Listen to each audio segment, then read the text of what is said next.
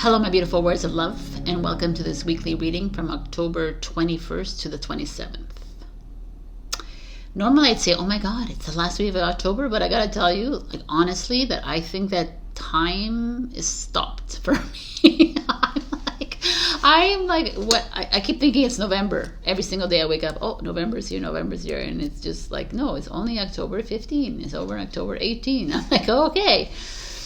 So the reason why I think that time has stopped is because I'm in full self-reflective mode.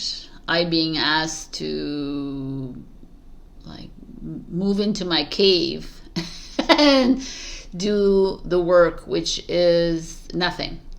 Again, I'm being pushed to do nothing because in the nothing I find myself. So in this week's, I see a lot of that happening. There's a lot of metamorphosis, but more than that is radical self-love, like Aquarius got, and radical acceptance and radical accountability. It's like, this is it. We're moving into something far greater than we can imagine, but we need to be ready for this. And we need to be able to say goodbye to the old.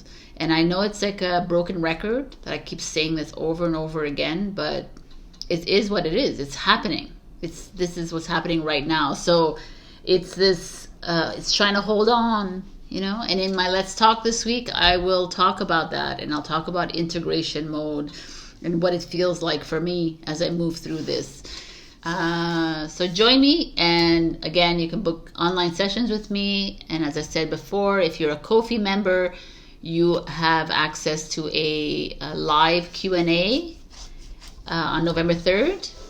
And if you would like to join my Ko-fi membership, you can join us there as well. It's going to be a Zoom call because I want to see everybody.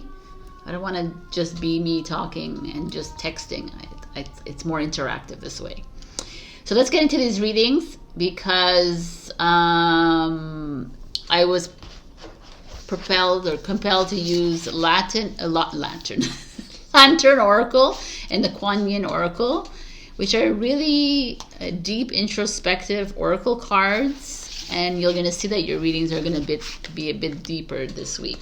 I hope everyone's doing well, and you're trudging along really well in this journey. You know, life is funny, and it's getting funnier and funnier, right? It's getting a little bit more challenging, but liberating at the same time. So the polarities are really showing up this week more than ever. And you don't have to do anything you don't want to, but trust yourself. Trust this process that's coming up, and trust that little voice that keeps wanting to talk to you, but you keep shutting it down. All right, I'll see you in your readings. I love you so much. Bye. Hello, my beautiful Aries.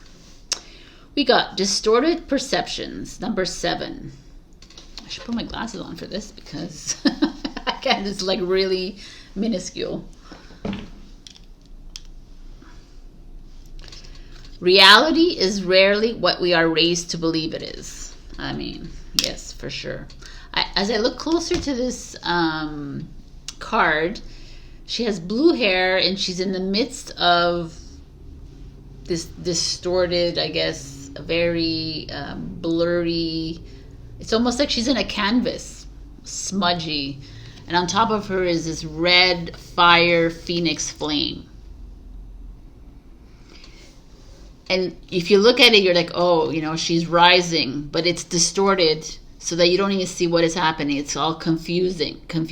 And there's some of you might be feeling this, that you're being pushed into a new unknown, into you're seeing things differently. You're seeing relationships. You're seeing how you used to love, how you used to live, how you used to be, how you used to spend, like you're doing things differently, and everyone else is still doing the same. So it starts to feel empty. And trust me, I know what you're going through. And then you start to see it as distorted. You start to see yourself as, oh, I'm the crazy one, or I'm not. But the divine or universe is saying, hey, keep pushing forward through this, even if it's trying to, even if your ego or your lower mind is coming and saying, no, you're wrong, you're crazy. Push through this. Freedom is on the other side of this. And number 7 is like moving into Christ consciousness. Number 7 is an energy of elevation. We are moving through this. Let's do this together. Here, my thing is here. That's what's going on here. Okay. So I'm going to put this under here. We have the Two of Swords. Interesting. It kind of fits in with that perception, because the Two of Swords is this. So some of you are at a crossroads in your life. He has a blindfold on. He's looking to his left. You're looking, but left, whatever that means for you. It could be the divine feminine energy. It could be whatever it is for you. Every cross, like the twos are always like the Two of Pentacles. It's at a crossroads. The Two of Wands. There's always like a decision that needs to be made. But in the Swords, there's always it's an uncomfortable decision that needs to be made. Let me look at what the decision has to be made here to make a better understanding. The Five of Pentacles. This is a Libra and this is a Taurus energy, but the Five of Pentacles is usually lack mentality, poverty, consciousness. But it's a lot more than that. The Five of Pentacles is a Taurus energy. It's a fixed way of looking at money and finances. Well, this is how I've always earned money. This is how I always spent money. This is how I've always, how you have earned it, how you have invested in it, how this is what's coming up. And you're at wow, this is interesting. Hence the distorted perception. Because perhaps a lot of the Taurus, this Five of Pentacles energies tends to go back to how it used to be. Well, this is how I've always loved Sabrina. This is how I've always, spend my money. Or this is how I've always... This is the home I've lived in for 45 years. Or this is it's okay, yes, but now the universe is asking you to make some changes here. Are you okay to move out of that? Are you holding on to it because you feel hopeless? Because a little of this, the panda here is feels helpless, hopeless. She feels like, or he feels like, unsure and uncertain about the next step. These two are uncertainty because they're holding on to an old energy of comfort, of stability.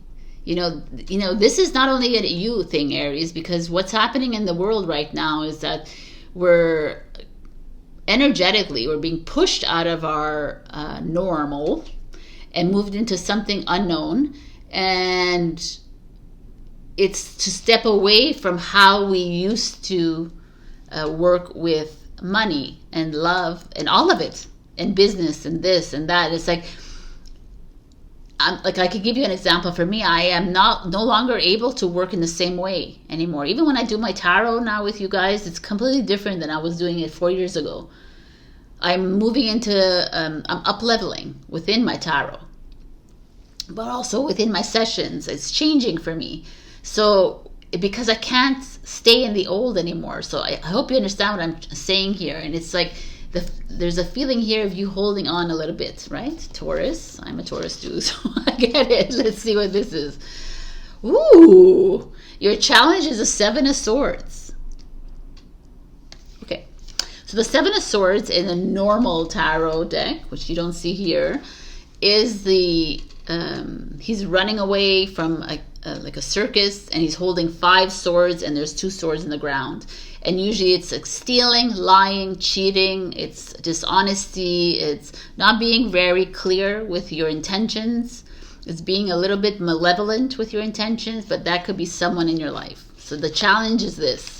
These swords are in the air, and they're all coming down to the ground, but they're still up in the air, meaning that there is someone someone maybe in your life that is holding something against you, holding you, making you feel like you're responsible for this financial instability, or for this rupture in the relationship, or for, that's what I'm getting right now. That's the message flowing through me. It's like you're at that moment in time, wherever this is for you. And you could be wanting to buy a home. You could be wanting to sell a home. You could be wanting to get out of some situation, relationship with your family, with your friends, your whatever it is, or your partners. Or even like, I feel like some of you with this card showing up is that you're stuck because of money. You know, a lot of times when I talk to clients or what have you, and there's like this discussion of, well, there's no love in the relationship, but I'm there, you know, and they're like, well, I can't really leave because there's the house, there's the kids, there's the this, or there's this, there's this. It's all about the logistics, but never about the love. And this is what is showing up here for some of you. Some of you are probably like, don't want to do don't want to do the choosing right now, because it's just easier to live like this. But it's not, it's like, look at you, you're not very happy. You know, like the window says that on the other side is actually green and fruitful and blossoming, but yet you're still holding on to this. And it could be someone in your life that is the swords energy. This is Aquarius, Libra, the swords energy. When you see this energy, it could be someone that is super condescending towards you, that is mean. There's a gossip, you know, someone gossiping behind your back, someone like talking ill towards you, talking down, that thinks you're stupid. That's like, you know, like someone like that in your life. That's like, oh, look at where you're in your life. You're not even anywhere in your life. You're this age, that, you know, this status, that are like, this is that feeling showing up here. Seven of Swords feels like there could be someone stealing from you. If you have a business, you have to check that. It's showing up for a reason here. And a big part of you knows it.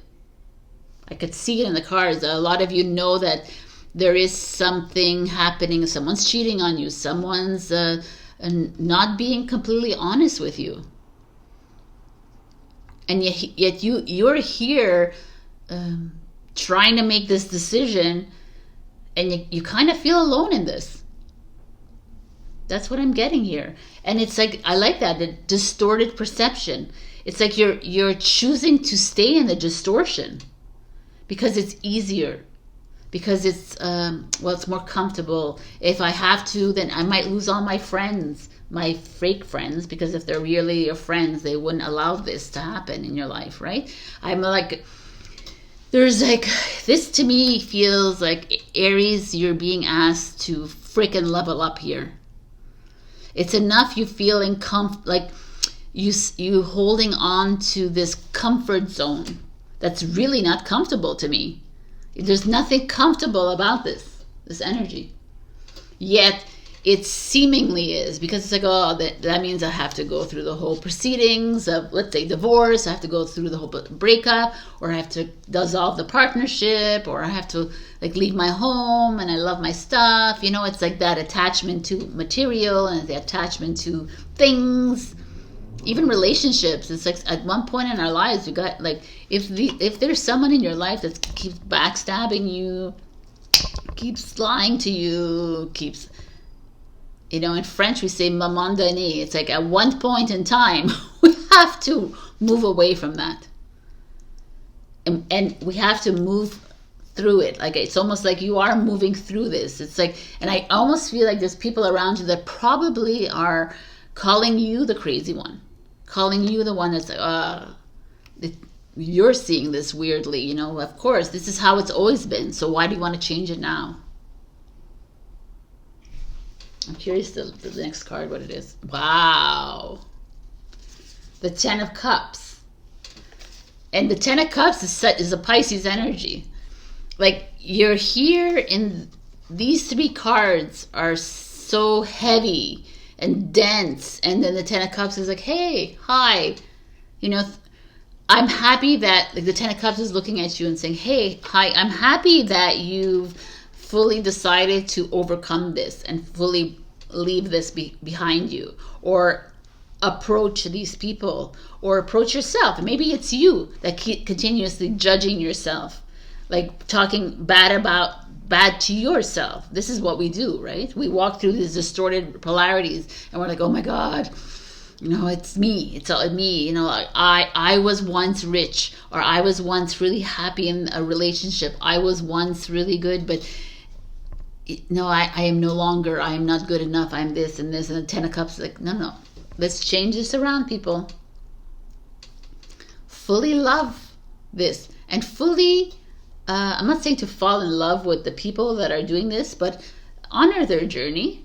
But it's time to walk away from that, because you cannot stay in that anymore.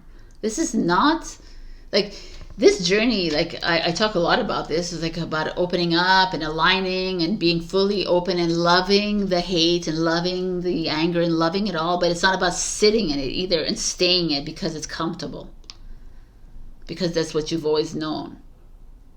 The 10 of Cups says to me that some of you are going to listen to this, or you're already in the process of it, realizing that yes, this is not someone I want to hang around with anymore. Someone who's stealing money from me, or someone who is like robbing me of my honor and my love and is vampirizing my energy. I cannot be here anymore. It felt comfortable, but it's not comfortable anymore. And now I need to move into this. And the 10 of Cups, like, yes, come. And this could be like you moving into, like, moving out of this, but looking for support from a family members, or from friends, or moving into a new relationship. It could be you moving out of the, like, it could be mending this relationship and ending up like this. But this needs to be addressed fully and completely, because your feelings need to be validated here. Actually, you need to express yourself, because this is unacceptable. As your tarot reader, I'm telling you, there's like no more of people doing this to you. If you allow people to bring you down, then you just play the victim. And we're not here to play victims anymore. We're not allowing this behavior anymore. We are seeing it for what it is, and we're saying, I honor you in my journey, but I need to let you go, because this is where I'm going.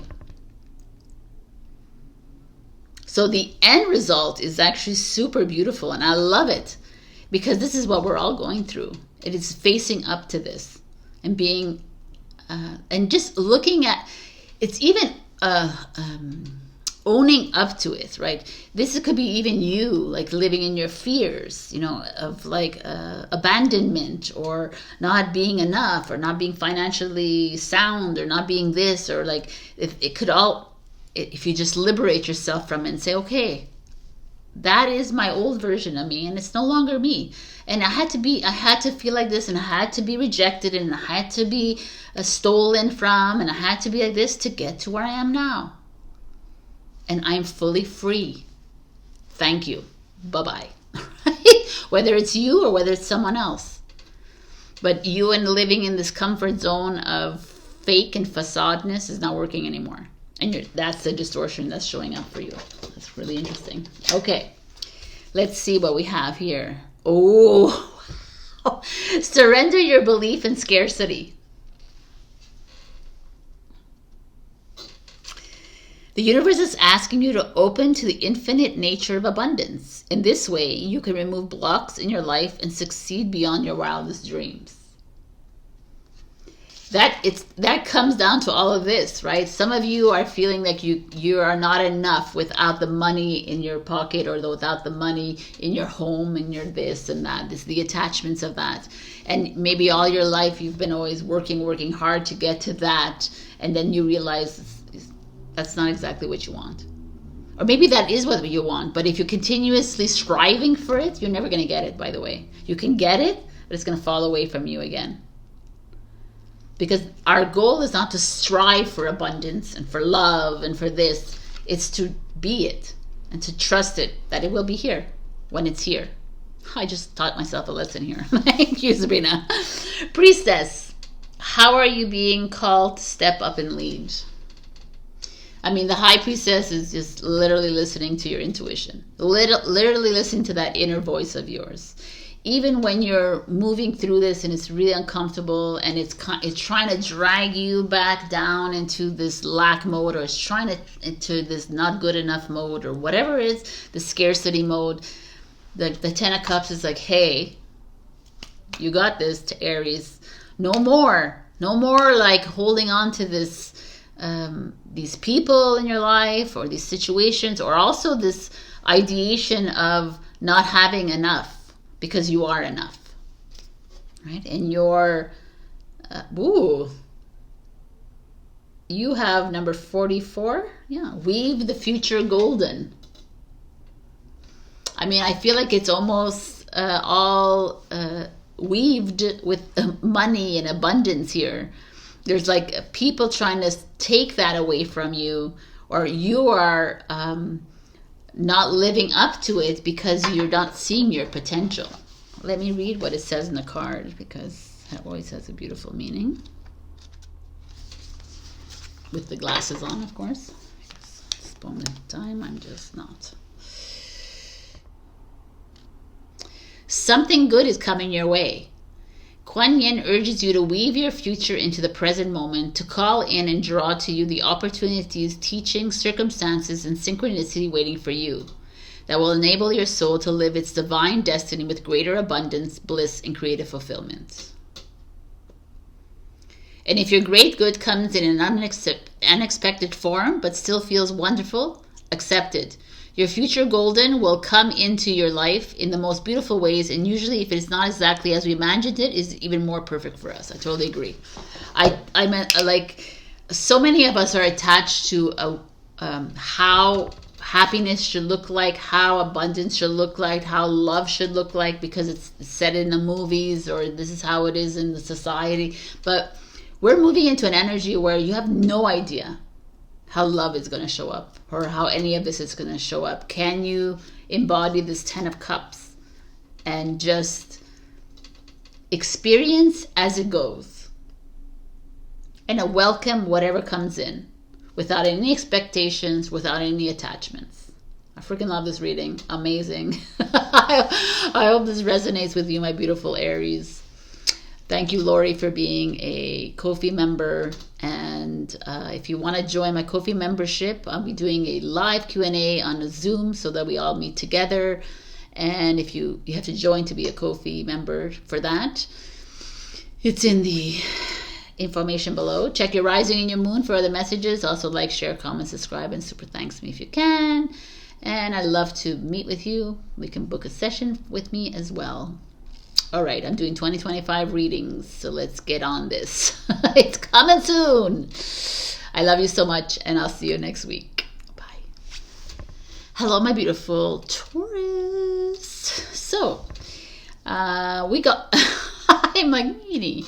So we got Maiden Magoo. Yes, I think it's called Maiden Magoo.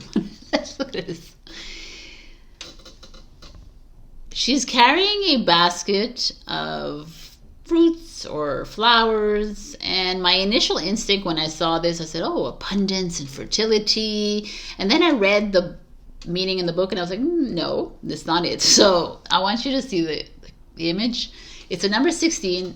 So every time I see 16 in a card now, I just equate it to the Tower moment.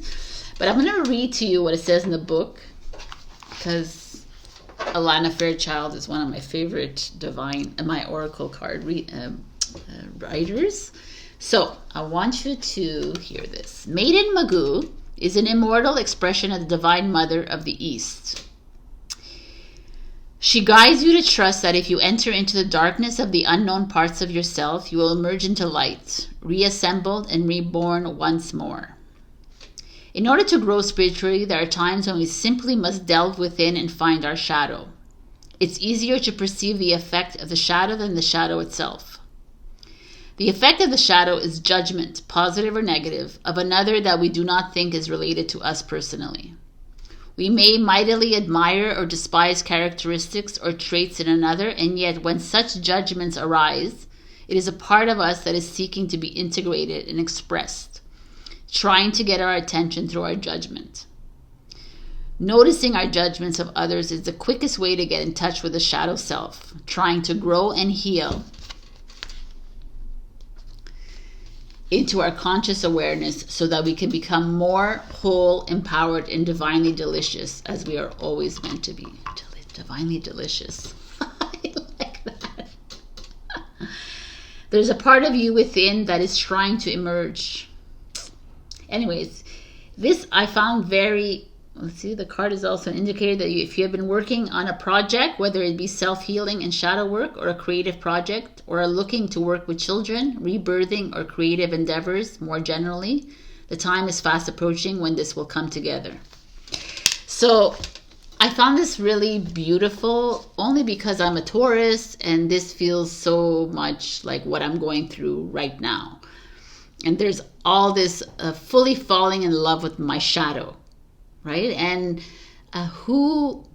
it's the judgment that comes up with that, because let's be real, we are programmed to only love the greatness within us and only love the determination and the persistence and the stubbornness and this, but not love the insecurities and the uncertainties within us. So I'm kind of loving her energy. So let's see what the cards have in store for us. I think we have really good cards, but I'm not sure. I don't remember. Perspective, which is the Hangman. So with this energy comes here, the Hangman. The Hangman is an energy of stepping back and looking at the situation at hand, whatever that is for you, your business, your career, your projects, your relationships, your finances, your health, your home, whatever it is, you wanting to move, you wanting to stay, like, whatever this is you. There's two of them, right? It's your mirror kind of thing. It's like looking at both sides of something. Let's go further. Like what we do, looking at the polarity of it, right? The shadow and the light of it. Instead of looking at, we tend to go one-sided into things and say, well, this is how I feel. Well, and then there's like someone else here, right? It's also, if you're a feminine, you have to ask your divine masculine, because it's two different perspectives, right? As the feminine that you are, or if you're not, whatever, the feminine is how do you feel about this situation? And your masculine is, what do you want to do about this? What is the choices that you want to make about this? So it's like honoring these two different perspectives within you. The High Priestess. And trusting it. It's freaking awesome cards here. The Hangman is Pisces, and it's ruled by Neptune. Neptune is our dreamer. A High Priestess is Cancer. She represents the moon here, which is our reflection. It's like trusting the intuition. So there's something deep going on inside you. Like, we're not going into abundance anymore. Right now we're going deeper. There's like your attitude, your perspective towards finances and to the abundance that you've been offered over and over and over again these past few months. Maybe it's you looking at your relationships with different eyes. This is like not only seeking the beauty within everything that I've just said, the relationship, the job, the home, because that's what we tend to look at. We look at the beautiful, we look at the outside of it. It's now going a little bit deeper and looking at the ugly part of that relationship I have with that person. Am I able to honor that ugly part that I contribute and that he or she contributes, and I'm able to be okay with it? Or I'm not okay with it. And am I able to go into my inner knowing and say, okay, this is not going to work out, or this is going to, you know what I'm saying? This is the work we're doing here. But it's like not rejecting, because we talk a lot about rejecting to being open to the ugly that's inside of us, but we also have to be open to the ugly that comes out from the partners in front of us, the friends, the family members, right? This is a two-way street. It's a 5-way street. It's a 10-way. It's 100. It's a million-way street. This is the one. We're integrating it all. So, wow, this has become a let's talk. Taurus. Your challenge is the Strength card. Leo. Strength. Bravery. Courage. I freaking love this, man, because you know what this is? It's all there in front of you. I'll put it next so you can see this. It's all there in front of you. And it's asking you to really actually dive a little deeper into the feeling that's coming up for you. What is that nagging feeling? You know, why is, like, here, this to me is everything here. It's like the misalignment, right? Okay, we're not aligned. Whoever that is for you in your life. Okay, but asking the questions, you know, like, is it me? Is it that person? Why am I triggered? Why, you know, like, it's doing a little bit of that. It's actually looking at both sides, the shadow and the light. I love this reading. And then the High Priest is like, yeah, but can you be fully honest with yourself? And the Taurus and the Leo shows up, and the Strength card shows up, and it's like, but I don't want to. I'm afraid to, because that means I'm gonna see what I've been trying to hide for the longest time. I'm gonna have to face it. What do you mean? I'm gonna have to come to the realization that perhaps this is not my line of work that I need to be doing. This is not where I need to put my attention. This is not where this is not the relationship I need to be in. This is not where I need to be spending my money. This is not, you know, there's a lot of things here that Taurus, being a fixed sign, we are very stubborn and like adamant about certain things. We're like, no, this is what I've always known, Sabrina. And the universe is like, well, it's not working. So I'm gonna speak very like French dialect. On va brasser, like we're gonna shake it up here. Because it's not working. And you're falling into you're moving into massive insecurity because of it. And I love it. And this is the moment where the High Priest is like, no, come on, Taurus. Move into the stillness of this. Try to clear everything, all the ideologies, all these opinions, all this what everyone else thinks around you, what all the expectations, but also attachments, also all the ideology of how you saw things in life. We're here to change it all up. It's not working. And you falling into low confidence is not helping here. So and the High Priest is like, nah, you gotta like get out of this.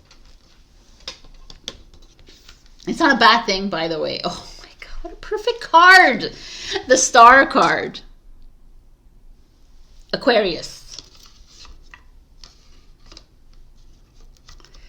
To me, oh my God, this is like, I'm sorry, I have something like something around my nose. It's really bothering me. The Star card. We can go into the meaning of the Star card, which is the healer of this. The star is you. You are the light within this lifetime. You are here to guide everyone that's in your life. Your parents, your children, your partners, your friends, your everyone. The people that you meet in the streets. And the star showing up to me is like, you can't be shining this light of yours if you're constantly here, if you're constantly fighting your inner knowing. You're constantly fighting yourself on this because you need to go back to how it was. And the universe is like, absolutely not. We are not going back to how it was. Stop judging yourself so harshly about this. Get ready for rebirth and transformation. The only way we move through to get to this is if we fully face and accept that we are no longer that anymore. That we fully love it though, but realize that I need to move up here. I need to become the high priestess or the high priest. I need to move into that a little bit and overcome these fears to get to my star. Some of you are going to be famous. The star shows up, recognition, awards. I don't know is there any stars you're watching this, but you're going to get like a medal or accomplishment, a bonus perhaps, or a form of accomplishment, achievement with the star showing up. It's deeper than this though. This is on the matrix level, I'm telling you, but in a higher way, some of you are connecting with the stars. You're connecting with your angels and your spirits and your higher selves. This is like the work that you're doing here by fully accepting your shadows and loving it all, the ugly of your relationships, of your everything, of yourself. And trusting yourself through this is leading to this. It's going to show. So that's something that has come up a lot in my field too. And it's always like, how do you expect to lead without actually doing the ugly work? We are the leaders in here of this earth, but we have to trudge through the mud, right? Like the lotus flower. We need to like, it has to come up for us to be the examples. So kudos to you for doing the work, because it's all here. The stars of the show are the priestess and the star, because it's there. I feel like you're on your way, you're on your journey. Like, we're nowhere near full stardom, right? We're nowhere near that, but we're moving, and as long as we're aware of all of this, all of these setbacks, these shortcomings that keep showing up, like aware of the weakness, seeing it as the strength instead, and looking at it and say, okay, but also recognize that in your partners and the people around you, and I'm not saying to accept it as like, okay, well, he hits me and it's okay. I'm not saying that at all, right? It's to recognize what it brings up inside you. Honoring it, honoring that emotion that comes up, that feeling that comes up inside you, and says, okay, this is not what I don't like this feeling, and it's not what I would allow my avatar to feel again and again and again. So I need to address this, and that's what the star is. I always think that the star, when I see the star card, this one especially, I don't know why, but it makes me feel of the star of Bethlehem for some reason. Right? And it's like Jesus and all these ascended masters that came onto this earth already, and you are the ascended masters on this earth right now, and it's through your dealings, and it's almost like, ask yourself what I always said, what would Jesus do, or what would the ascended master do, or what would Sabrina do, or what would Lynn do, or what would do this? Ask yourself, as that, what would you do in this situation? That's what I feel like this card is. So step back outside of yourself and find that bravery within you, and trust this voice inside you, and surrender your negative thinking. Right? Okay. You have control over your thoughts. When negative thoughts surface, say thank you for sharing and quickly refocus on positive. Negativity that shows up in your thoughts, in your energy field, is just an old energy that's stuck inside you, and your ego grasps it and says, oh, I'm going to bring this one on, and this is our job here. This is our job to come in and say, oh, no. I feel you. No, I see you coming up. My insecurity is showing up. I'm going to love you. I'm going to hug you, and I'm going to release you. And you're constantly doing this work. It's constant work. Yes. Just say yes. And you know what? I love this because it's kind of like Aquarius has something like this showing up in their reading. Saying yes to new experiences, saying yes to the discomfort, saying yes to the journey, saying yes to the weakness. That's how I see this card. Say yes to the negativity. See how it changes around.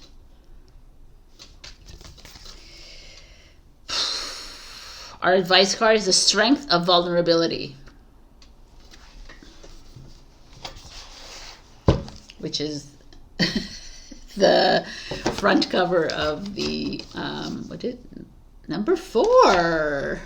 Sorry, I'm a May 4th baby. So to all the 4 is here. I know there's 2 other ones. So let's see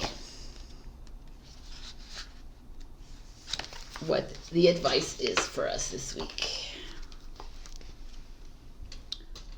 If we listen to and accept our feelings of weakness and what seems threatening, we can identify effective ways to prepare and learn to support ourselves to survive them, master them, and thrive beyond them. You are the warrior. Your life experiences and current resources are not random, but perfectly equipped you to take on whatever makes you feel vulnerable. You are at the threshold of realizing your inherent strength. To know what you are capable of involves daring to experience the full spectrum of yourself. This includes exploring what you believe you are not. It could help to ask yourself, how would I handle this situation if I did not feel inadequate? In what ways can my current feelings of vulnerability be perceived as a strength? Write down your answers before further asking yourself, how can I creatively mobilize this strength to make me feel confident in taking the necessary steps to confront my way beyond what feels threatening to me? Your vulnerability is where you recognize your power. 100,000%. Our vulnerability, our weakness, our insecurities, our shadow self is exactly our strength. And something that we have never been taught. We've always been taught to focus on the positive. Focus on the positive. Focus on the positive instead of focusing on the negative. If you focus on the negative, it's not about focusing on the negative, but it's about honoring the negative. And saying, okay, you're here to show me my positive. And you're here to show me my negative so that I can get into the center. So this reading is very out there a little bit. It is. But I hope that you got the message that whatever's coming up in your field is only leveling you up to the next position in your marriage, in your partnerships, in your business, in your whatever. And there's a feeling here that you're not really truly listening, and you need to start listening a little deeper. So, thank you to all my Ko-fi members. You know who you are. I hope you can join me on November 3rd, 1:30 p.m. Eastern Time. I put out a post on Ko-fi. If you want to join me for that Q&A, which I'm doing on Zoom, so we all see each other and talk to each other like the tribe that we are, come and join me on Ko-fi or join up for my membership. In the membership, you get exclusive content as well, personalized to you. Check your rising and your moon for other messages. Also like, share, comment, subscribe. It helps with my channel. And that's what I need, support. And that's it. Book a session with me if you'd like as well. I will see you next week, my beautiful bulls. I love you so much. Bye. Hello, my beautiful Gemini. We got, let me move this way. Radical curiosity. Seeing as if for the first time, every time. So, look how beautiful this card is. It's like a fool card to me. I feel like this card is just embodies the Gemini energy, right? Like you are curious all the time. You're always open to new things. You're always willing to broaden your mind. You're also always changing your mind constantly, right? You're always like, okay, yeah, I'm curious about the next thing. Yeah, you want to go on an adventure? Let's do this. Da da da. That's what this feeling is. This feeling is like just it's like naively moving into a next making bold moves kind of thing. Doing it because you're curious, doing it because why not, you know? People may see like you as very aloof because you kind of are. You're like, should we do this? Yeah. You know, where it's like very challenging for perhaps a earth sign to say, oh, they have to like think about it, but you're like, yeah, let's just do kind of thing. And I kind of like this. I feel like that's what's showing up for you right now. It's to maybe change your routines a little, move into something, start saying a yes a little bit quicker. Maybe some of you are a bit stuck in that old, comfortable no, right? On or off. Let me think about it. It's like, yeah, yes, let's bring on the new relationship. Bring on this, whatever this is for you. So, interesting energy. Let's see what's coming up for you. The Page of Cups in reverse. The Page of Cups is Cancer, Scorpio, Pisces. The Page of Cups, or it could be your children. Pages are usually people younger than you, but doesn't have to be. The Pages is... Pages are idealists, naive, like speaking of, dreamers. It's almost like a little bit like the Fool card, like, I can do anything I want. And here speaks of emotional immaturity, you know, emotional blockages, being afraid. Like this is cups, so it's water, it's all emotions. So being afraid to be vulnerable. So I don't know what's going on in your lives right now. So are you, if you're in relationships, or if you're in you're dating right now, or single, and you're just having a hard time committing, because that means that you need to be open, you need to fully express yourself. And here you're too busy, like, I want to try this and do, and I don't want to sit and be committed to somebody. Ooh, I like this. I mean,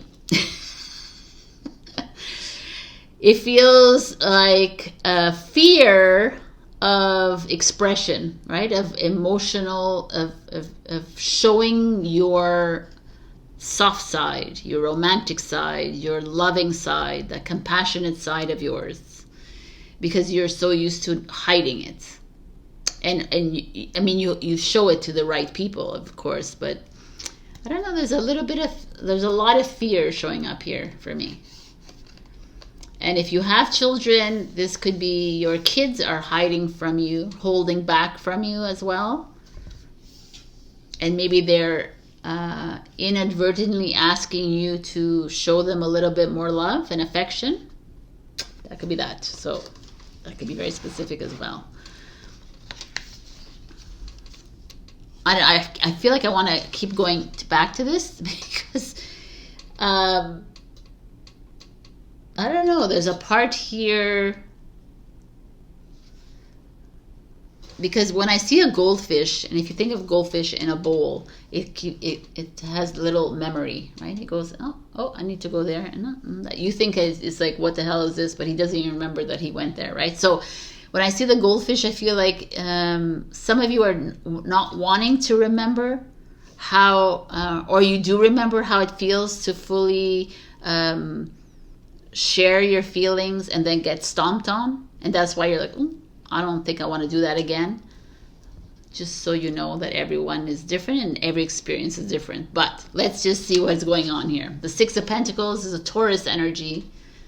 Giving, receiving, it's the balance, it's money, it's abundance. It's being open to receiving love. Because the art of back and forth when it comes to love and abundance and everything in our lives is being open to it. And so, there's something that you are already at, and it's just like they're like, just don't talk to me about emotions. You're like, yeah, I can give you the money if you want, but I don't want to give you that side of me, and that's okay. Like, we're not here to force you, but there is a part of you that is holding back. It could be affecting the finances in your home, but it could also be it could be affecting how you are receiving love as well. Because if you have a hard time giving it, even though you have it, and we all have it, it's harder for the other person to give, you know? So this is interesting. Your challenge is a 10 of Swords. The 10 of Swords is an energy of coming to an end of there's a lot of anxiety and stress in this card. There's a lot of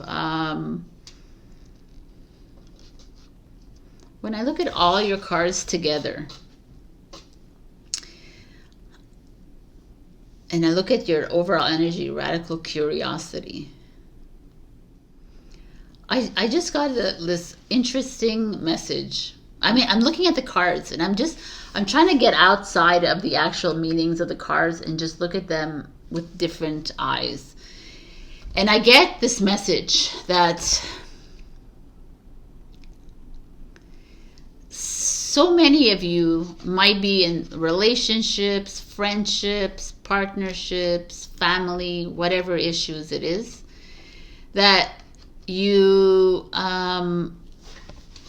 if you look at the cards, it's like it's easier for you to give money, to give material, than to offer yourself to someone, to fully expose yourself to anyone. But by doing that, you feel empty.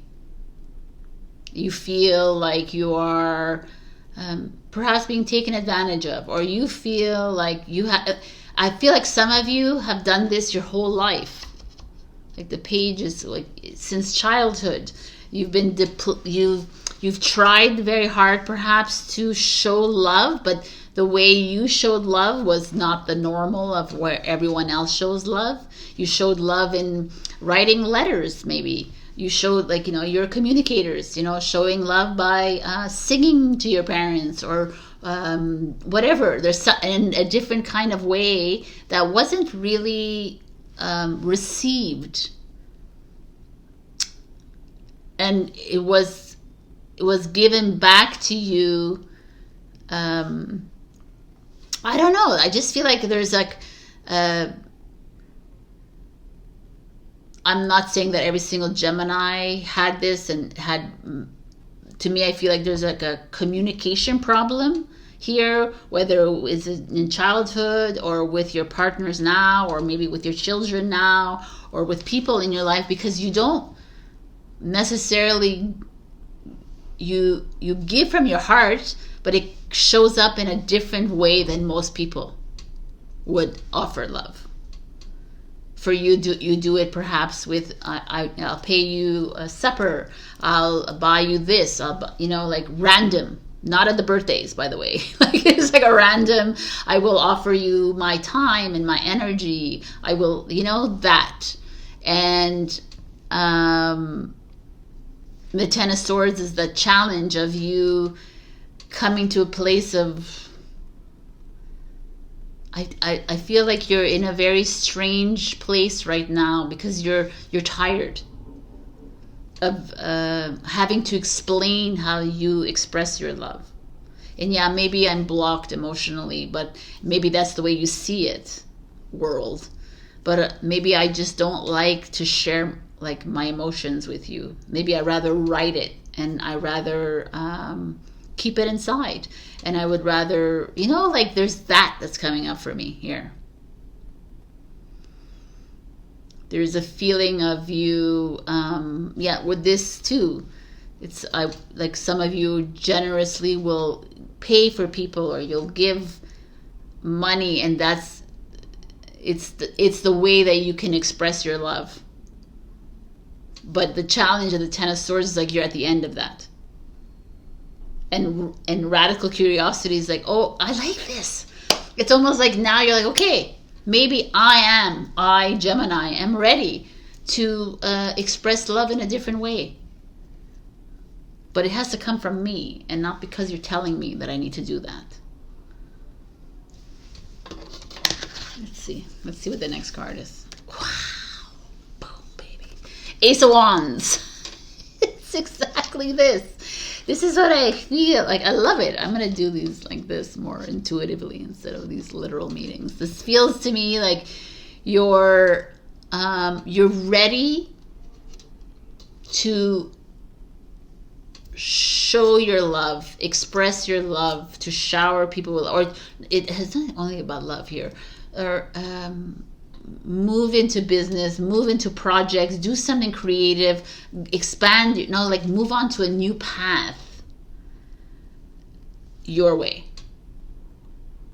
But you needed to do this. You needed to, it's been a very uncomfortable journey for you probably, and it always feels like uncomfortable for you because no one really gets you. Like your mind doesn't work like everyone else. Not even your counterparts, the Libras and the Aquarians. They're probably the ones that get you the most. Because really, I know a lot of Geminis, and I find them very interesting. I'm like, wow, they go about life very differently than I have. And I appreciate them, admire them for that. It's just like a different way. It's like their minds are different, right? And there's nothing wrong with that. And it's beautiful. And I feel like a lot of you have had to, with this Taurus, this earth energy here showing up, and the water, right? The earth and water. Like earth is neutral with you, but water is, right? And the fact, and these two are like dignitary with you. This is Swords, this is you, and this is Leo, Aries, Sagittarius. So I almost feel, oh look, you have all the signs here, and these are the ones that are the most unstable at the beginning.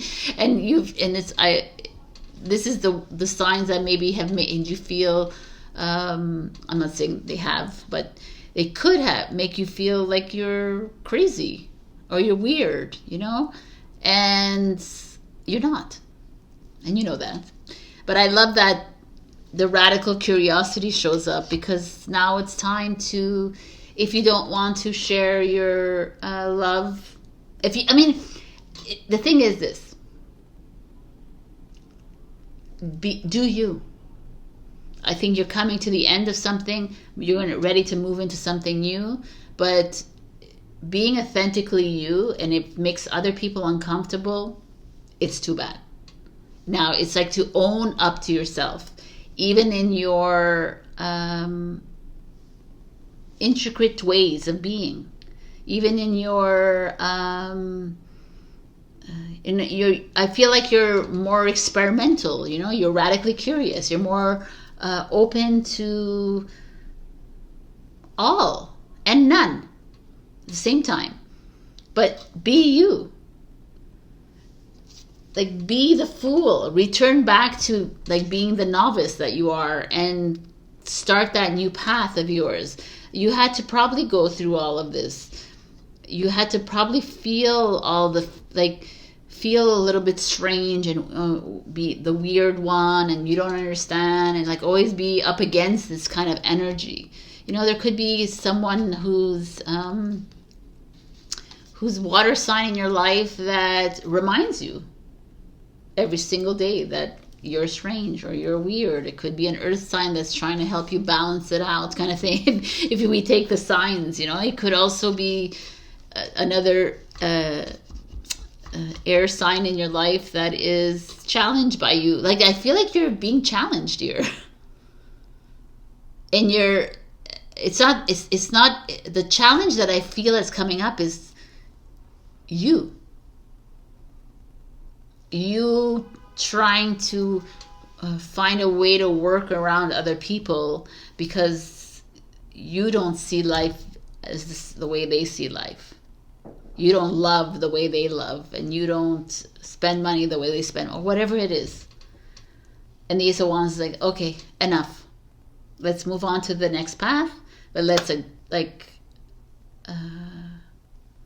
do it with you feeling confident and feeling like empowered to do so, and you know, like radically curious, and let's just get on this path already. Like let's terminate this, you know, in a sense, like just be at ease and be like, okay, I needed to go through this, and I thank you for all the energies and all the people in my life that had to make me feel like this, but now I'm radically me. And I'm going to love the way I love, and I'm going to be the way I be, and I'm going to work the way I work, and I'm going to spend the money the way I spend the money. That's what I'm getting for you. Leap. This is like the freaking Fool energy.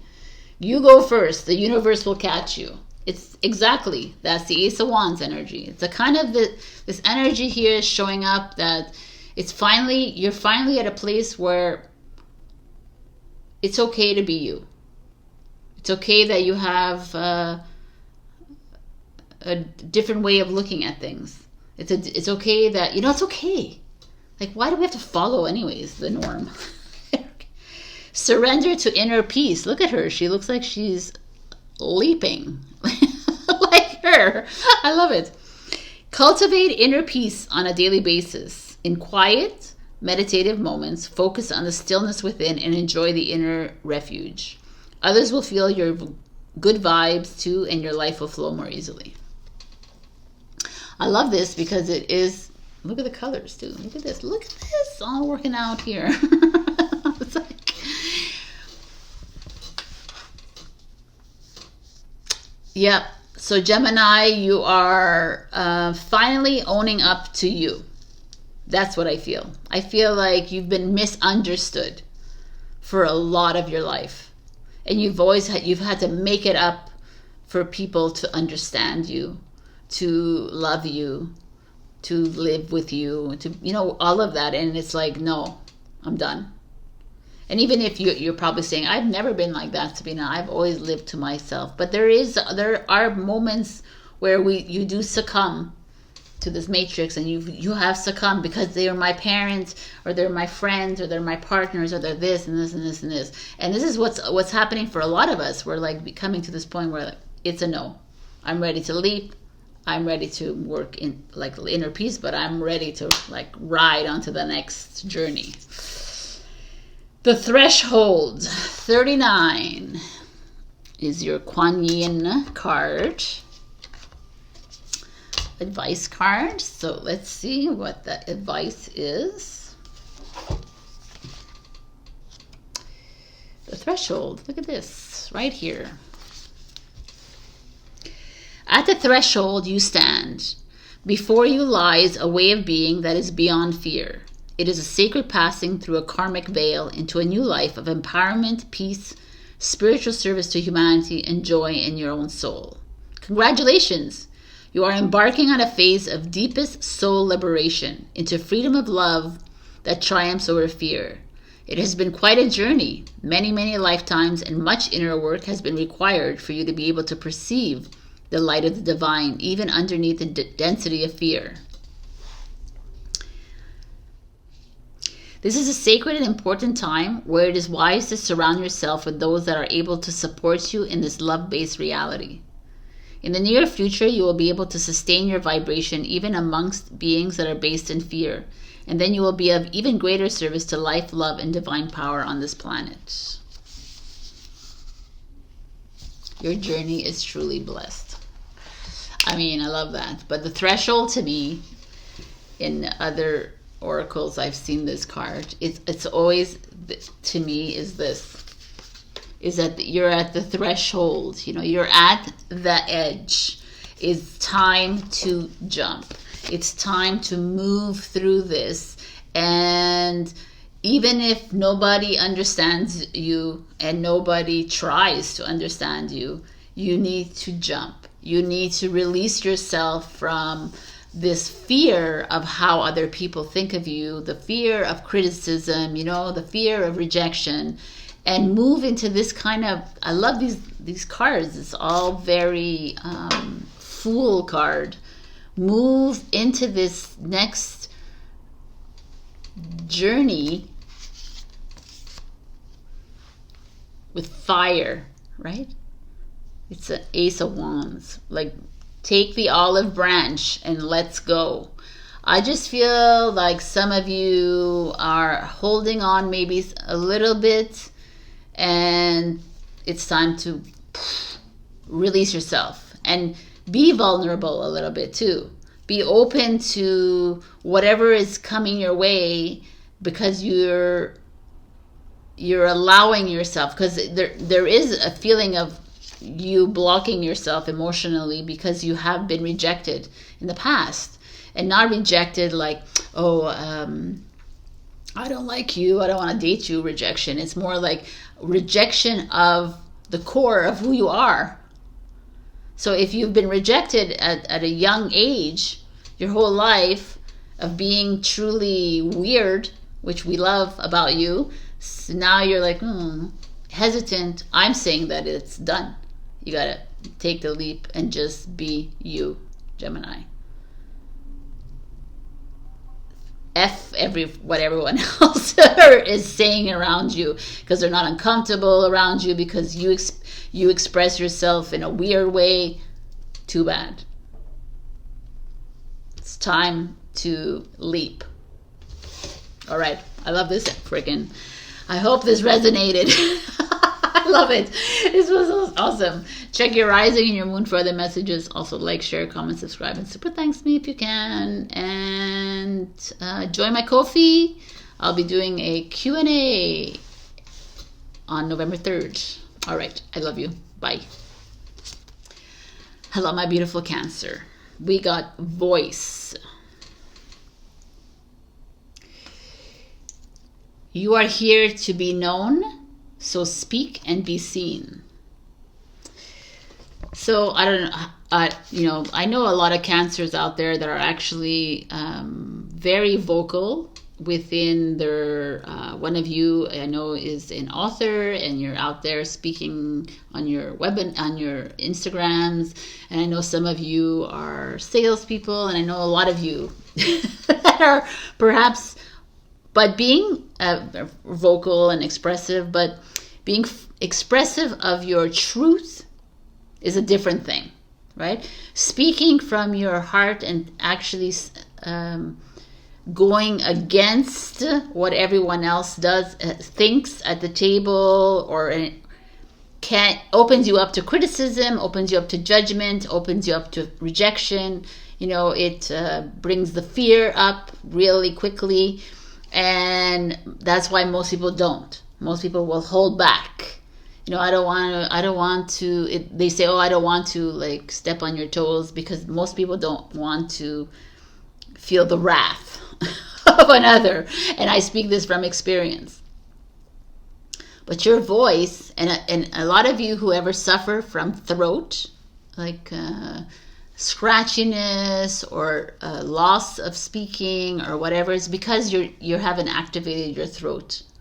And it's really important to be able to express yourself. A lot of people who, let's say, I have a sore throat, and they give an example of whatever, and I'm like, your sore throat is because you're not talking from the heart. You're speaking from a place of anger, or speaking from a place of ego, but not fully from the heart. When you speak from your heart, your throat is cleared, but also you don't take things personally. Like when you speak from your heart, and someone like right away, because it's inevitable in this society that we live in that someone has an opinion, has to give it back to you. And it's like, it's not important, your opinion. You just wanted to express yourself, right? But if someone does come back to you, when you're speaking from a place of confidence and love, whatever they say won't necessarily hurt you, or you won't take it personally, because you know it at a deep level that whatever you said is like true to you. And it's only when it's not really true to you that you will start to move into all these like, oh my god, these battles of mind and battles of, and it's okay. So it's like recognizing that at one point in our lives, we have to come to a point where, like, I know when I say something that is not 100% in my resonance, or not really, it's something that maybe old Sabrina would have said. I know that it doesn't fit, it doesn't feel good. I could feel my throat, I could feel it not working. Pay attention to that. It's a really interesting way to move through life. So, the Five of Cups shows up. Scorpio energy. The Five of Cups is 3 cups are up, 2 cups are down. I'm seeing the glass half empty. Are you seeing the glass half empty, or are you seeing the glass half full? There's a way to go through life. You know, this is it's almost like a renewed optimism, but it's a Scorpio energy, so it's deep and dark. You're feeling a little bit, perhaps taking something personally. Perhaps someone has said something to you, or you've spoken up, and now you feel like the world is against you. Look, you know, she feels a bit like that. She feels a little bit like sad. You know, I feel like there's grief here. I feel a little bit of emptiness, I have to tell you. I feel like there's a part of you that is, you're still hitting up against the wall. You're still like keep repeating a same pattern over and over again. And you're so done with it. I feel like you're so over this. I'm over it. That's why I see that card. I'm like over this. The Chariot is you, Cancer. This is the you card. The Chariot is, I kind of like, if you look at this, the Chariot is, the camel is looking away from the Five of Cups, and is like almost ready for the next path, is ready for the new adventure, is not willing to live in this. This is kind of like a victimhood, you know, like you feel sorry for yourself and then you spiral. You know, we all go through this, where there is, you talk to yourself and then you go into that tunnel, and you, but I should do this, and I have to do this, and she shouldn't make me feel like this, he shouldn't make me feel this, and it's nobody else making you feel like anything, right? Like nobody puts you in the bad mood. You put yourself in the bad mood because you're overthinking it, and you think, well, they have created this situation in my life, and like, poor me. That's the Five of Cups to me. That always feels like that. And the camel is you getting up on the bike and saying, okay, it's enough. It's enough. You allowing someone else to bring you down, right? Allowing someone else's energy to hold you hostage, almost. It's like, get up on the bike. Let's go. Yes, there's polarities in this world. Yes, there's light and there's dark, and there's two ways of looking at things, and now he's in the middle, right? It's accepting it. Accepting this part of you. It's accepting this. Sometimes I am half empty. Is it okay? Yes, of course it is. The same way it's okay to be half full. But can you accept that part of you and move on get onto that bike? You can almost visualize it, right? It's like, okay, you get to a place where that person is making me question myself and making me feel bad. That person triggers me into seeing the glass half empty all the time. And maybe they're speaking to you, and maybe you're speaking up and you're feeling this, you know, and whatever this is, like, I just want to focus here. And to me, this camel, slow moving camel who's on the bike that is fast moving, it's like, okay, but it's your choice now. Do you want to free yourself from this? Then you get up on that bike and you look away, but not in a mean way, not in like a vengeful way, not in like, oh, you're not good enough for me or whatever kind of way, but in a way it's like, I'm tired, I'm done. I can't make excuses anymore of how you're feeling, of like, but if you continuously make me feel bad, I'm gonna get up on the bike and I'm gonna drive away or cycle away. Interesting. This could be at work too, someone or in your colleagues, but it could also be people in your family or friends. I mean, the Five of Cups is a deep energy, of deep emotional energy.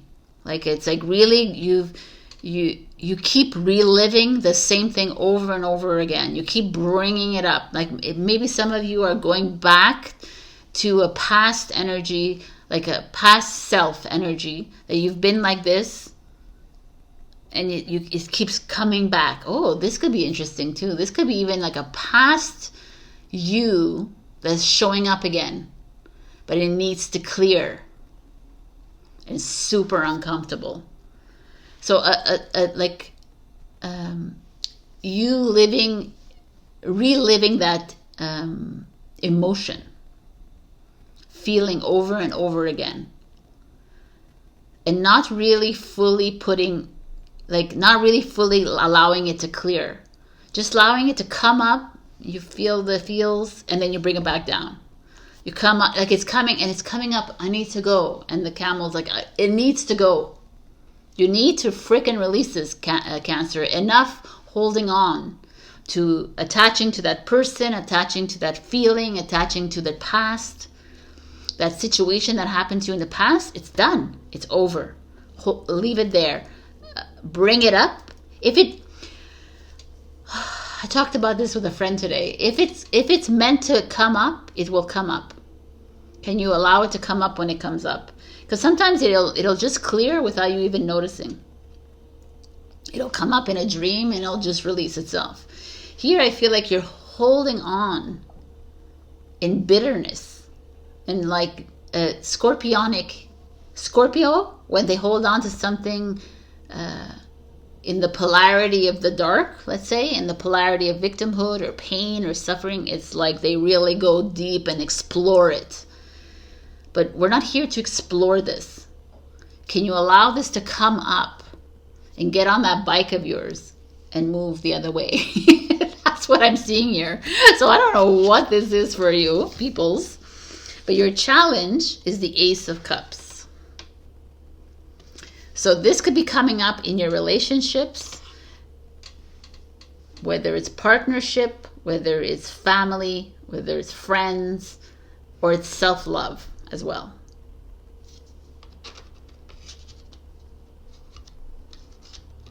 This is Cancer, Scorpio, Pisces. So we got a lot of water energy happening, which is all oh my God, all of it. This is Cancer too. It's all emotional energy. So there is a feeling of it, because emotional energy is the most challenging energy for me anyways, because it's like water. If you think about water, and water flood, like, comes up to the surface, it's like flooding of the flooding of emotion is so challenging to come up against, right? And this is like air, right? This is like the speaking, and this is some of you having a hard time expressing yourself within partnerships, like in your love. This has nothing to do with business here. This could be business, coming up within your jaw. That's why I said that, because of the Chariot. But usually it's home and family. But you'll know what this is for you. And this is coming up because you're challenged with the relationships. So whether it's a colleague or a family member, it's just hard for you to get up on that bike and just move, because you're it's a constant. I feel like it's been coming up to me. What I see, it's been coming up to clear, and the voice is actually helping, and it's saying, okay, instead of bringing it back down for the 10th time, can you voice your opinion or your feeling? Can you fully just voice to the person or the situation? Because perhaps that's how you need to release this. But if it keeps coming up, if it's a constant recurrence, then you know that you're not fully you're just fixing, you're band-aiding it. And it's not about doing band-aid here. This is about you pulling off that band-aid, expressing yourself fully from the heart, even if it affects the relationship, even if it hurts the person. But I feel like it's hurting you more than ever,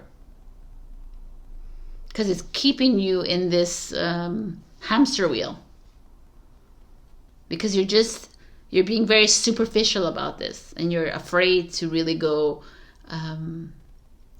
I don't even want you to go too deep, but you need to go a little bit deeper here. But fully bring it, by bringing it up and actually allowing it to release. Not bringing it back down, because that's what we do. As humans, we just don't want to. We just don't want to deal.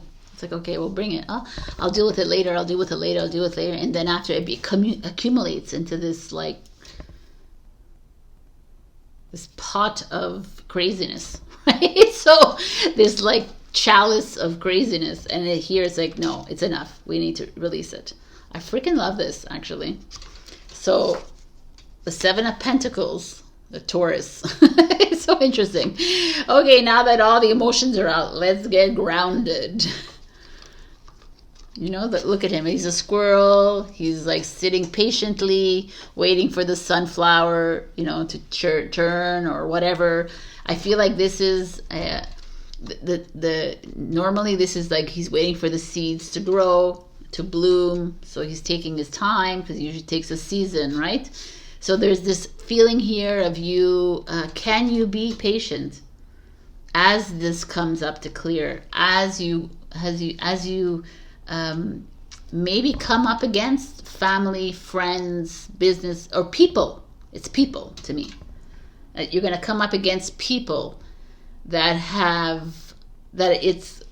you've been trying to push away for the longest time.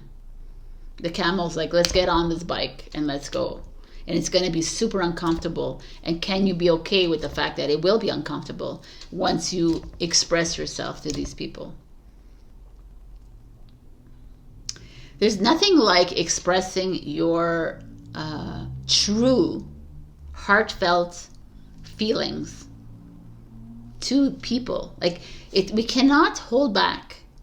Doesn't mean that you have to be mean about it. Doesn't mean that you have to scream and yell. It doesn't mean that. It means that I need to express this because I'm holding it, and I feel like this, and it's just not working for me. It's affecting my relationships. And and can you be patient when the moment that you have expressed this with that person? Can you be okay with maybe that person saying, okay, I'm going to take a month off from you, or I'm going to take 6 months off from you, or I'm not going to be friends with you anymore, or I don't appreciate what you just said to me, blah, blah, blah. Can you be okay with that? That's where you need to be. That's why you're not doing what you need to do, is because you're afraid of it. Because the seeds will bloom again. And if in those new blooms, that person is not there with you anymore, you have to be okay with that. Because it's you fully expressing yourself in full authenticity of who you are. instead of playing the game here. Because here you're playing a little bit too much, and it's really causing a lot of pain for you here. The Seven of Pentacles also could be that there's money coming in, by the way, for you, and be patient about that. But I feel like more than this, this is really about you kind of being like a Gemini, accepting who you are and fully loving yourself through the pain and the suffering. But also, I feel like you need to fully speak up. And don't be afraid of what's going to come back. Because you're never, ever going to be in a situation in your life where everything is just, oh, yes, positive feedback. Or I don't even get all positive. I get, you're a Satanist. I get all these things every week. But I'm okay with it because I'm not. So, that is what it is. I speak from my heart here. I don't speak from something I read in a book kind of thing. Or I don't speak from the devil or whatever, right? These people. So it's like you are also here to do that. This is the journey. We've learned how to walk around things, hide things in this journey. Like, don't bring it up because it's taboo. Because this is not how we speak at a dinner table, and this is not how it's all BS. Speak. Because you feel like it's coming up. You can't do this, you can't do this. Like, oh my God, please. No rules here. The voices have no rules.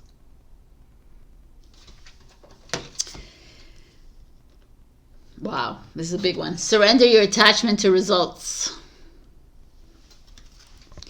The formula for success is to do all you can do to make things happen. Then let go of the results. Holding on too tightly to a desired outcome can sabotage it. I mean, this is exactly what we're talking about here. Because if you hold on to, the reason you're not speaking up is because you're afraid of the feedback or the response. But then that's not living your life. Then you're always walking around everyone else. You're already doing it. Stop overthinking. Keep facing your true north. I love it. I mean, it is. It's exactly what that is. When the voice inside you, when you express yourself, you are your true north. You're able to face it and say, this is me. You like me, you don't like me, it doesn't matter. Because I'm being authentically me. And it feels good. I need to release it. And I say it again and again. It's not about you being. It's not about being mean and vengeful. This is about you expressing yourself in your full authenticity.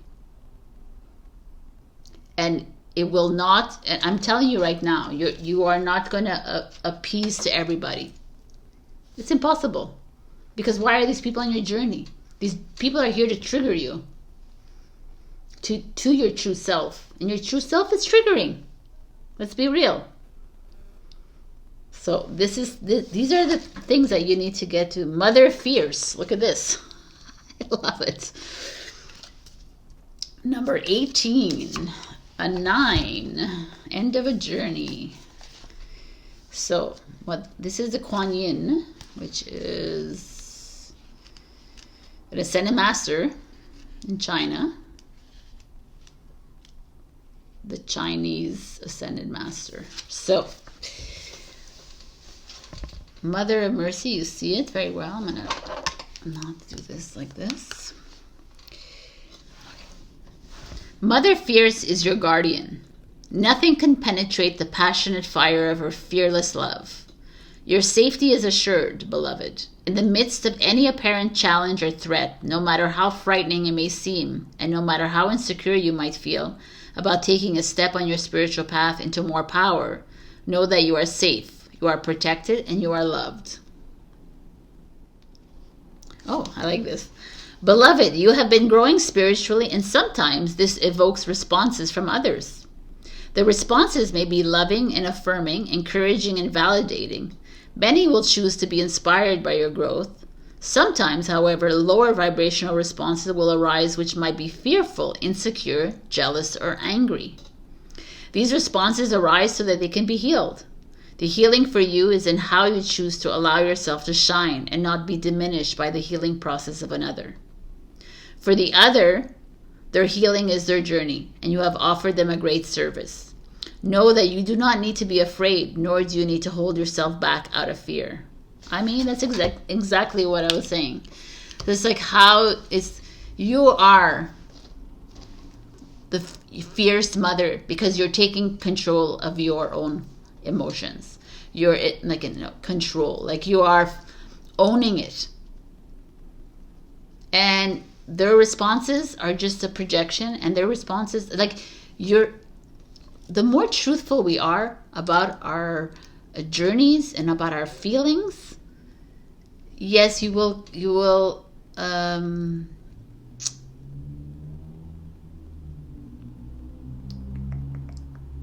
you'll create discomfort for others, but it's time.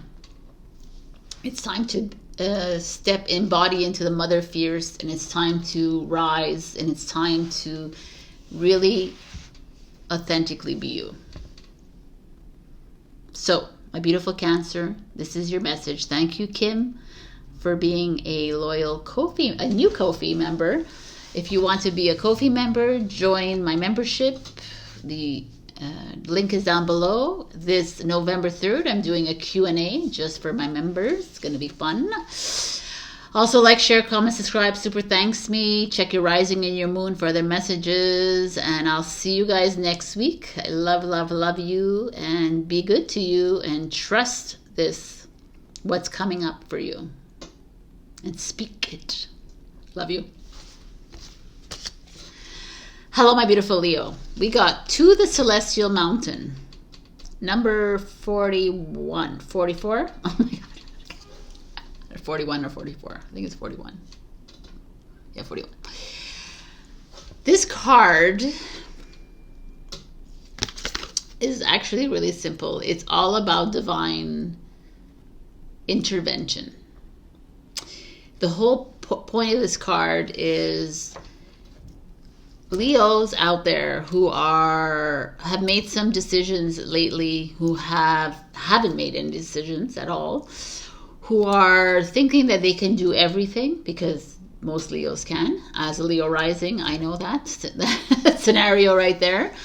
Who think oh yeah, I can handle everything. I don't need help anywhere in my life. The universe is like, absolutely not. This is not how you move forward. You are being asked to ask for help.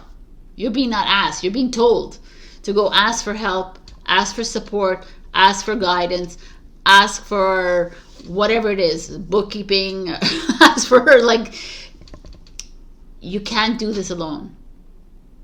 So I don't know who is watching and which Leo is here that needs some sort of guidance, or even just help when it comes to finances. Maybe some of you have too much pride to ask for money. Maybe you have too much pride to ask for help because it shows weakness. It's all BS. So enough with that. I feel like that is what's showing up so much in the field right now. And we are moving into a new energy that we have no idea what's coming for us. So can you be open to a support system that is something that maybe you've never asked before for help? And maybe you know what I'm talking about here. Maybe it's like there's somewhere in your life where you keep hitting a wall, and it's like, okay, I think now is the time that I need to go and ask for this help. So let's see what's going on with you. We have the Chariot, which is a good sign. It's a Cancer energy, home, family. This is a wild horse in the desert. To me, I feel like there is like running wild and free. Maybe some of you are moving your home. Maybe some of you are moving country. You're thinking about change of residence, change of work, perhaps. Moving into, like, this is a quick energy. could see. It's like a stallion. It's not a stallion. It's white, but I don't know what it is. The name of this horse. So this is like this a feeling of like a wild card in energy showing up here. Where in your life do you need to move out of stagnation? It's pushing, the energy is pushing you to do it. I like it. So the next card is the Five of Crystals, which is the Five of Pentacles. Wow. So the Five of Pentacles is a lack mentality, scarcity, and it's the first time I actually like the symbolism of this card, because usually I'm always like, what the hell? Look at this. It's all the moons that are finding themselves inside, enclosed in this building, even though the door is open over here. And it's this feeling of stuckness, this feeling of I can't do it, I want to open up this new business. I want to launch myself in this project. I want to expand something. I need to move, but I don't have money. I don't have the resources. I can't do this. I'm afraid. Well, how's money going to come in? I'm going to lose all my money. What if I put all my money into this project and it fails? What if it's all this?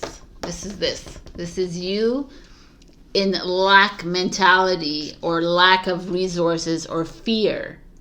And you're like putting them all in this house, this like enclosed location, right? Which could be in your body also. And it's like the opportunity is right here. But you're not looking at that. You're looking at what could go wrong. If I ask for help, people are going to think I'm an idiot, I'm a loser. What kind of leader am I?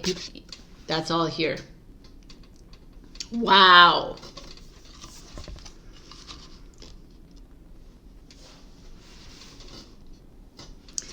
And Leos are generally people that are pretty good financially, because they know how to take care of their finances. They know how to spend their finances too.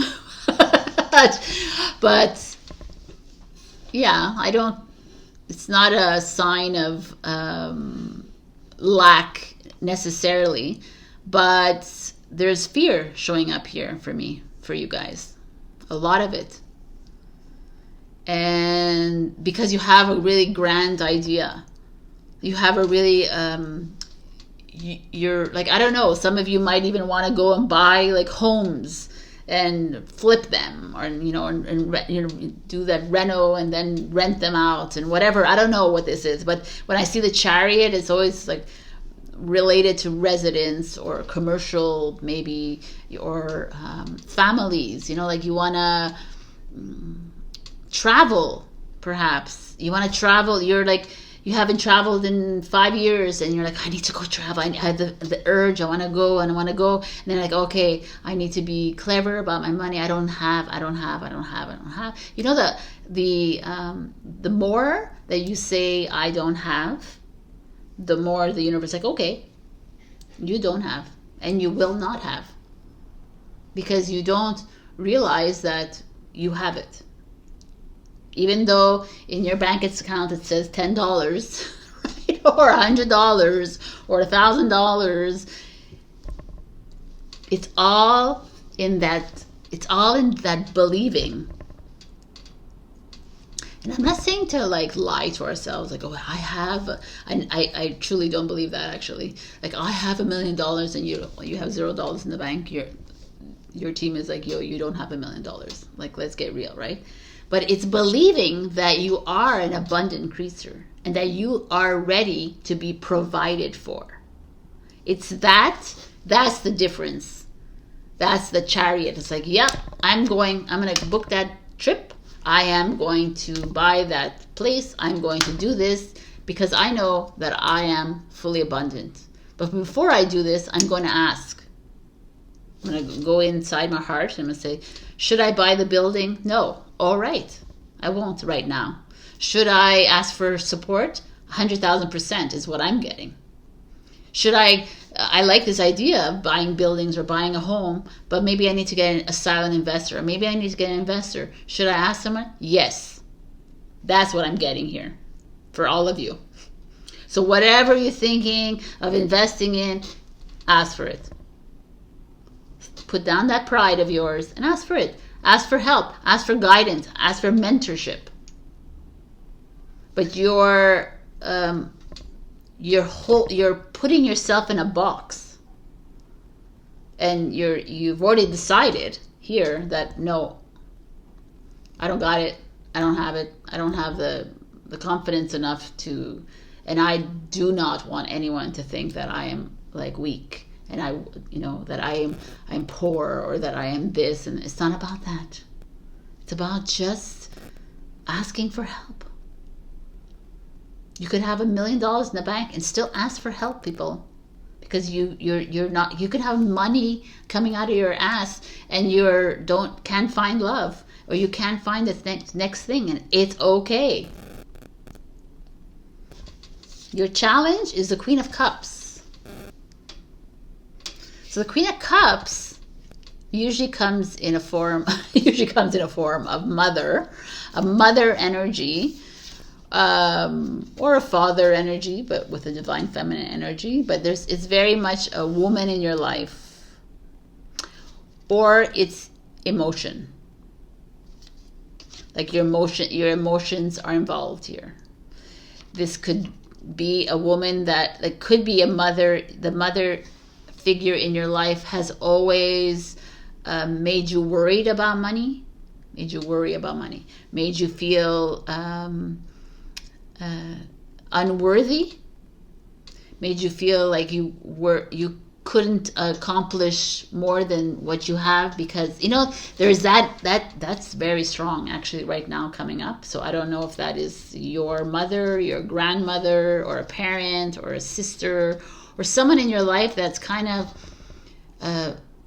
feared you into submission, kind of thing. It's like has been your the voice in your head saying, no, you can't, and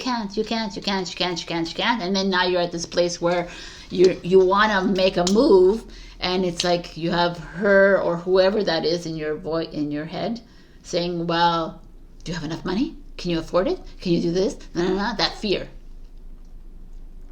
Because it's very emotional. Queen of Cups is all emotions. Queen of Cups is a Cancer energy. Cancer energy is someone who's always afraid, of the next move, always overthinking.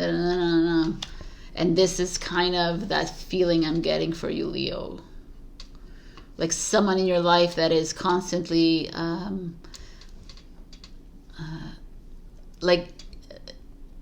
afraid, and so has tried to transfer that onto you, and so you get to the place where you're like, oh yeah, interesting. Afraid of money, but stability. The Five of Pentacles is insecurity as well. Security, stability, financial resources, but also home. This feeling of that you weren't enough. And sometimes it's not meant to be done in a bad way. It's meant to protect you. But living in fear in general is just so debilitating, because you're like, oh, you can't, and you can never live your life fully. And Leos are some people who do explore and do things outside of their realm, kind of thing. They're like, yeah, spontaneous, a little bit more. But they're fixed signs as well. So fixed signs, like Taurus here, are more apt at being cautious about a next step. I'm curious to the outcome. Wow, the Nine of Swords is your outcome, which is a Gemini energy. And if you look at the Nine of Swords is a feeling of stress, anxiety, and constant worry. Always insomnia, unable to sleep. So when I look at your cards, beautiful Leo, there's so much happening here. that I feel like the message is clear. Is that some of you have that constant voice in your head, that whether it was showed up when you were a child or a teenager or your 20s or your 30s or however old you are, and even now, it doesn't matter if you're 40, 50, 60, 70, you can still have that voice in your head, right? Always coming in saying, are you sure you're, like, you know, like that it's a overprotective and overbearing kind of voice that only etches at you and says, oh yeah, that has made you live in a little bit of fear of making these big moves. The Chariot is like, come on, let's go. And I almost feel like some of you are so raring and ready to get onto that horse and get onto that new journey, but it's this voice that's killing you right now. It's like someone is hitting you at the knee, and it's like you keep going, getting like falling down. You know, what is that saying? Like, fall 7 times, stand up 8. You know, I feel like it's important I tell you this, because I feel like you might even be giving up on some dreams of yours here because of other people's fears. And it comes from a very caring person in your life. I feel like this person is not malicious. She's not a Queen of Swords. She's not doing it out of spite. She's doing it out of love. But it's become your go-to to not actually completing things. And the fact that you ended with this card, and I usually ask for another card, and I think I got a no for this. They're like, no, you're going to keep this card here like this as your outcome. So this is an important message coming to you, Leo. That get out of your heads. And whatever this person who tried to protect you, they kind of held you down. They kept you in fear. And I'm not blaming this person at all, because we have our choices, right? But they're there. And we're not here to listen to them either. We're not here to listen to the little voices either. We're here to listen to the inner voice that's saying, like her, you know, like she's all relaxed here on her mountain. And it's here to, you know, if you're at a place of, I'm not sure, then reach out for help. Like a tarot reader can help you with decision making, or a psychologist can help you figure out things. Like, there's people out there, and it's not only like practitioners, there's friends. You have friends to help you and support you here. I feel like I don't know if every Leo is feeling like this, but there's this feeling here. It's very overwhelming to me. I feel like there's like a lot of missed opportunity here that have happened in the past, a missed success moments, even because of that little voice that has kept you a little bit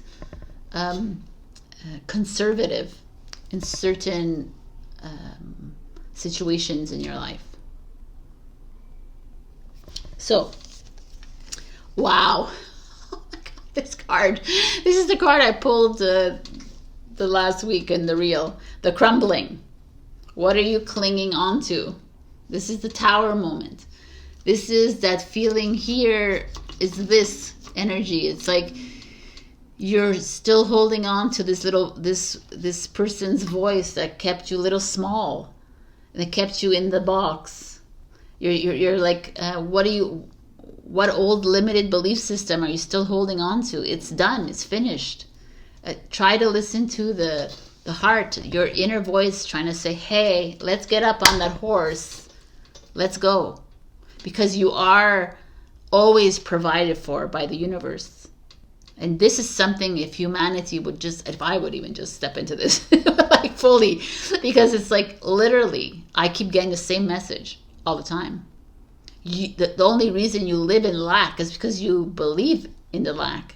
You believe in the scarcity.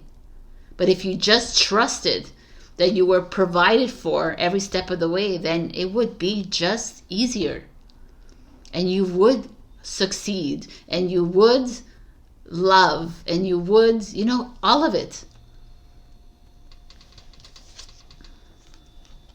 Surrender to your full power with our beautiful lion, my beautiful Leos. Like, hello, if this is not a message. Your life is calling for you to step into your full power rather than playing small. I love it. I love it. Yes, yes. When everything makes sense, right? This is it. It's all here. In a very powerful way. And I'm going to read the last one. Let's see. Forgiveness.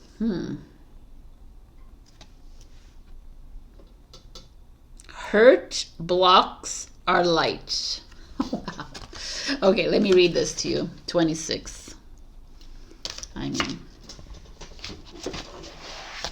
26.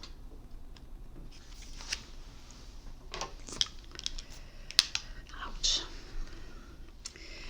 Forgiveness is a word that often evokes in us a sense of defensiveness and anger. Why should we be the ones to forgive when we were the ones wronged? When exploring the concept of forgiveness, the key lies in the word wrong and not in the doing or the doer of the wrong. Every happening is neutral in and of itself and as indifferent as nature. It is us who bring such notions of wrong, right, good, and bad stimuli. For the wrong not to continue to be a reality that lives harmfully in our mind, body, and emotions, the physical effects of it need to be thoroughly released.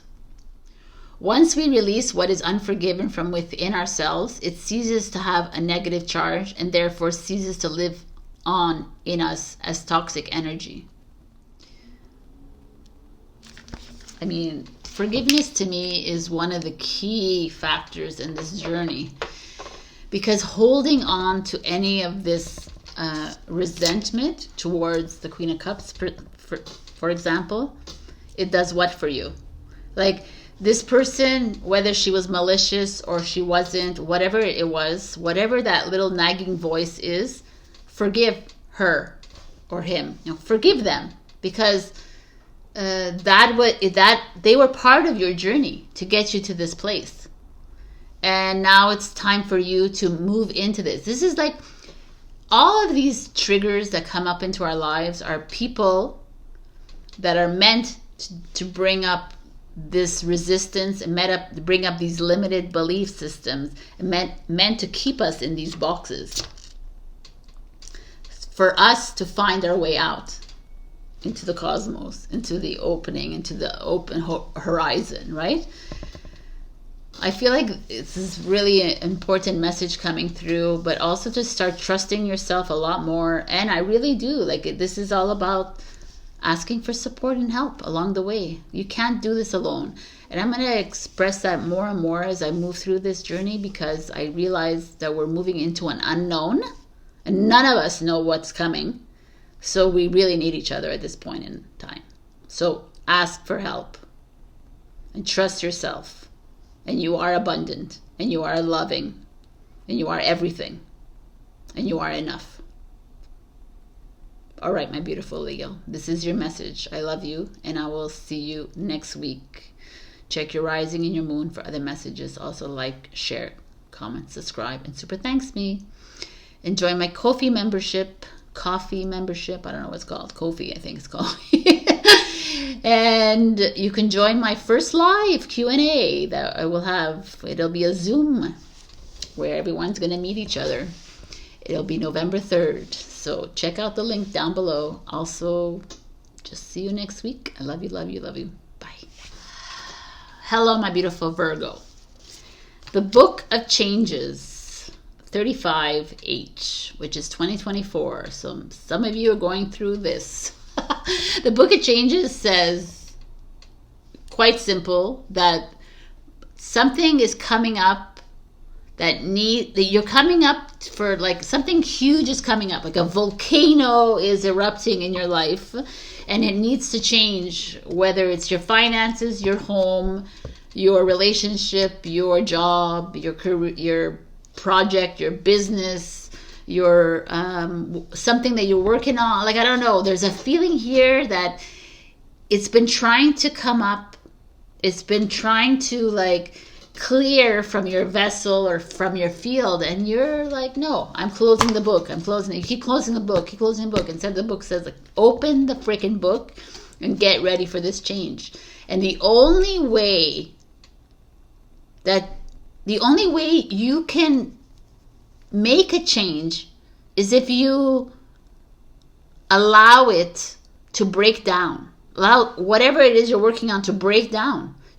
We need to walk through the chaos, right? Like if you look at the butterfly, the caterpillar goes into cocoon and becomes a butterfly, but that cocoon is so uncomfortable.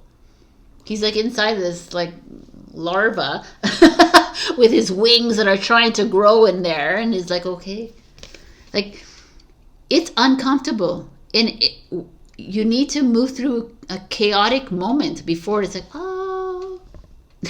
So I don't know, this showing up here means there's something working. Five of Swords right away off the bat. Five of Swords is an energy. Look, this little mouse is like poking at her.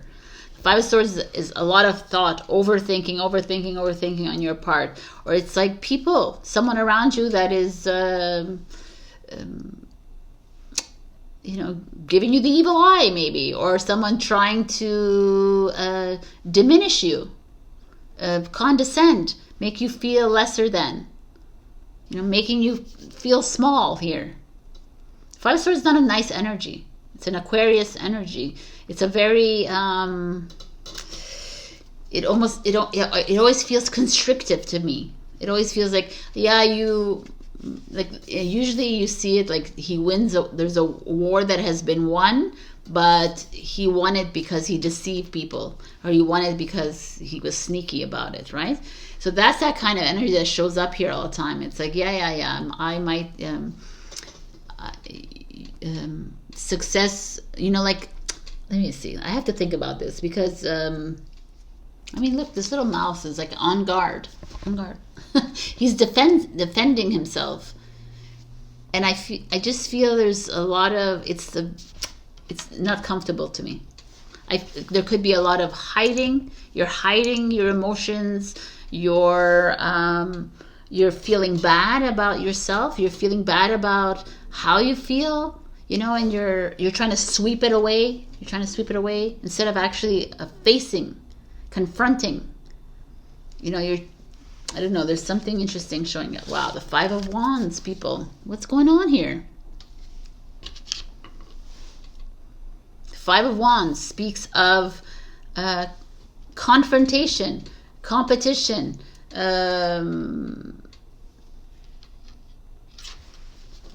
fighting.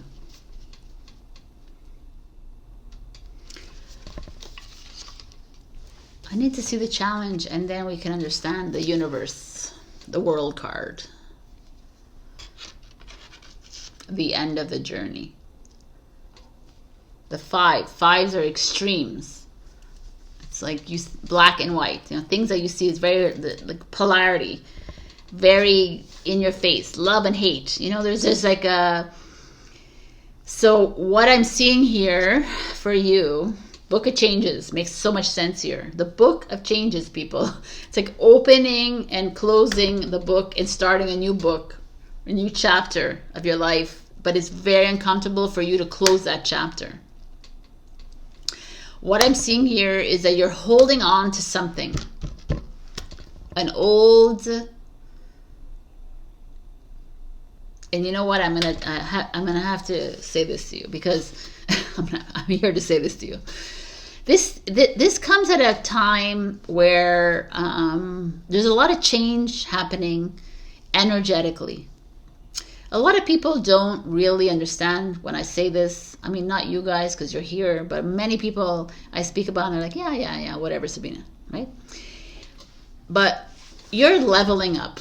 Whether you like it or not, whether you know it or not, but we are moving into a higher frequency, and we're moving into something that is unknown.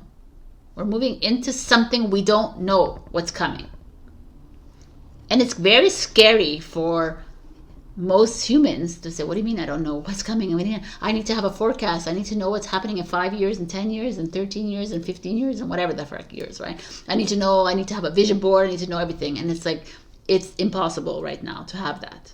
You could create it, but I know at a deep level, we have no freaking idea what's coming, which is, it's beautiful, by the way, what's coming. It's not like scary, not like apocalyptic, right? It's like we are moving into the end of this world and moving into a new world. And here you are fighting it, is what I feel. You're fighting the change. So even if we don't, like, we ignore what Sabrina just said about the world, right? If I just look at your relationships, you look at your business, your careers, your projects, your finances, your home, whatever it is, there's something that you're fighting yourself on. You're fighting yourself on. You're like this. These two energies says to me that you're trying to keep the old way of doing something, and it's not working. And the universe like, it's not going to work. So can you change your mindset a little bit? Can you sit instead of fight it all the time? You're fighting with yourself. You're fighting with other people maybe in your life, but you keep fighting this new and unknown because you want to stay in the old and predictable. And this little mouse like, come on, Virgo. And you're like, no, I want to sweep it away. I'm going to sweep away this new. I don't want anything new. I need to know my life. I need to understand where I'm going. You telling me, Sabrina, that I don't know where I'm going? That's unacceptable. It's a Virgo that talks like that. No, I need to know. And the universe is like, absolutely not. Can you be okay with you walking into an unknown? So you're like, okay, what does that mean, Sabrina? I don't have an answer for that 100%, but I do have an answer for that in a sense that, can you trust the process? Right? What does that mean? I will tell you. Like I'm having a conversation with myself. It really is. This is a place where in your life are you keep sweeping away? You have to pay attention to these things. What is it that keeps coming up and you keep pushing it away, pushing it down, burying it back inside you? Where in your life is this freaking thing coming back over and over and over again, where it's uncomfortable and it gets more and more uncomfortable? What is it? Is it your job? And why are you fighting it? Is it your relationship? The same question I'm going to ask you. Why do you keep returning to the same relationships over and over again? And, you know what I'm saying? It's like something you have to really do this inner work. The homework is that. What are you doing? Why are you allowing why are you normalizing this energy? Why are you normalizing your patterns, your behaviors, you're arguing, you're fighting, and saying it's okay, it's a relationship, and that's the way it is. It's okay, this is how it is. I'm supposed to be like this. No, man, you're not. You're supposed to move into something new. You're supposed to love yourself, and you're supposed to love even the uncomfortable that's coming up, because the uncomfortable that's coming up is the change, is that opening of the new chapter. And you're fighting it. You're afraid to move into the new. And you're like, no, I want to make a new thing. Yeah, but you keep showing up, like, not showing up, but you keep finding yourself back in the same situation over and over again. And you know what I'm talking about here. And it's not only a Virgo thing, but it's showing up for you, people. So the world in reverse is like, you don't want to start the new. You're so scared that you're okay with staying in the old, and you're hitting your head up against the wall every single time. You're okay with people pushing you aside. You're okay with like the same routine, the same BS. You're okay with people shutting you up because they don't really understand you. You're okay, enough. And the universe is like, it's finished, Virgo. We're not there. We're not playing this game anymore.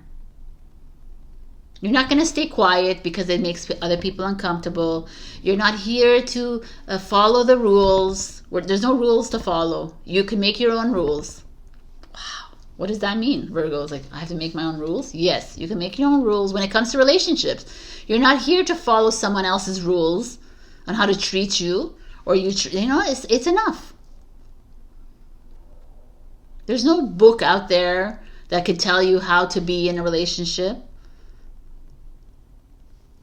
Whether it's a self-help book or a Bible or whatever it is, there's nothing out there that is written or not written that can rule your life. So to me, I feel like some of you are constantly finding yourself in the same situations over and over again because you're not really being true to yourself. You're following an old rule book. But this is how I need to make money, Sabrina. And this is how I'm going to be successful. And this is how I have to be in a good relationship. And and the universe is like, look at the universe. This is the universe, people. This is the world. It's like, no, and it's in reverse. And the universe is like, OMG. That's not the way it's going to work. And the way it's going to work is that you open a completely new book and you write a new book.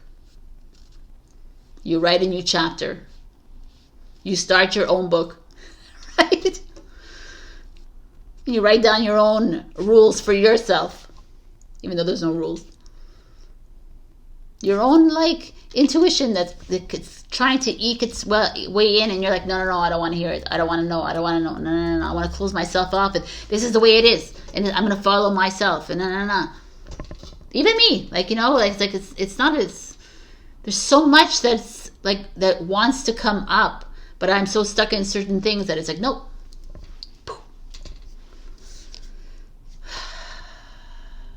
I like the next one. The next one is the 10 of Pentacles, which is you, Virgo. Look at the happy alligator family.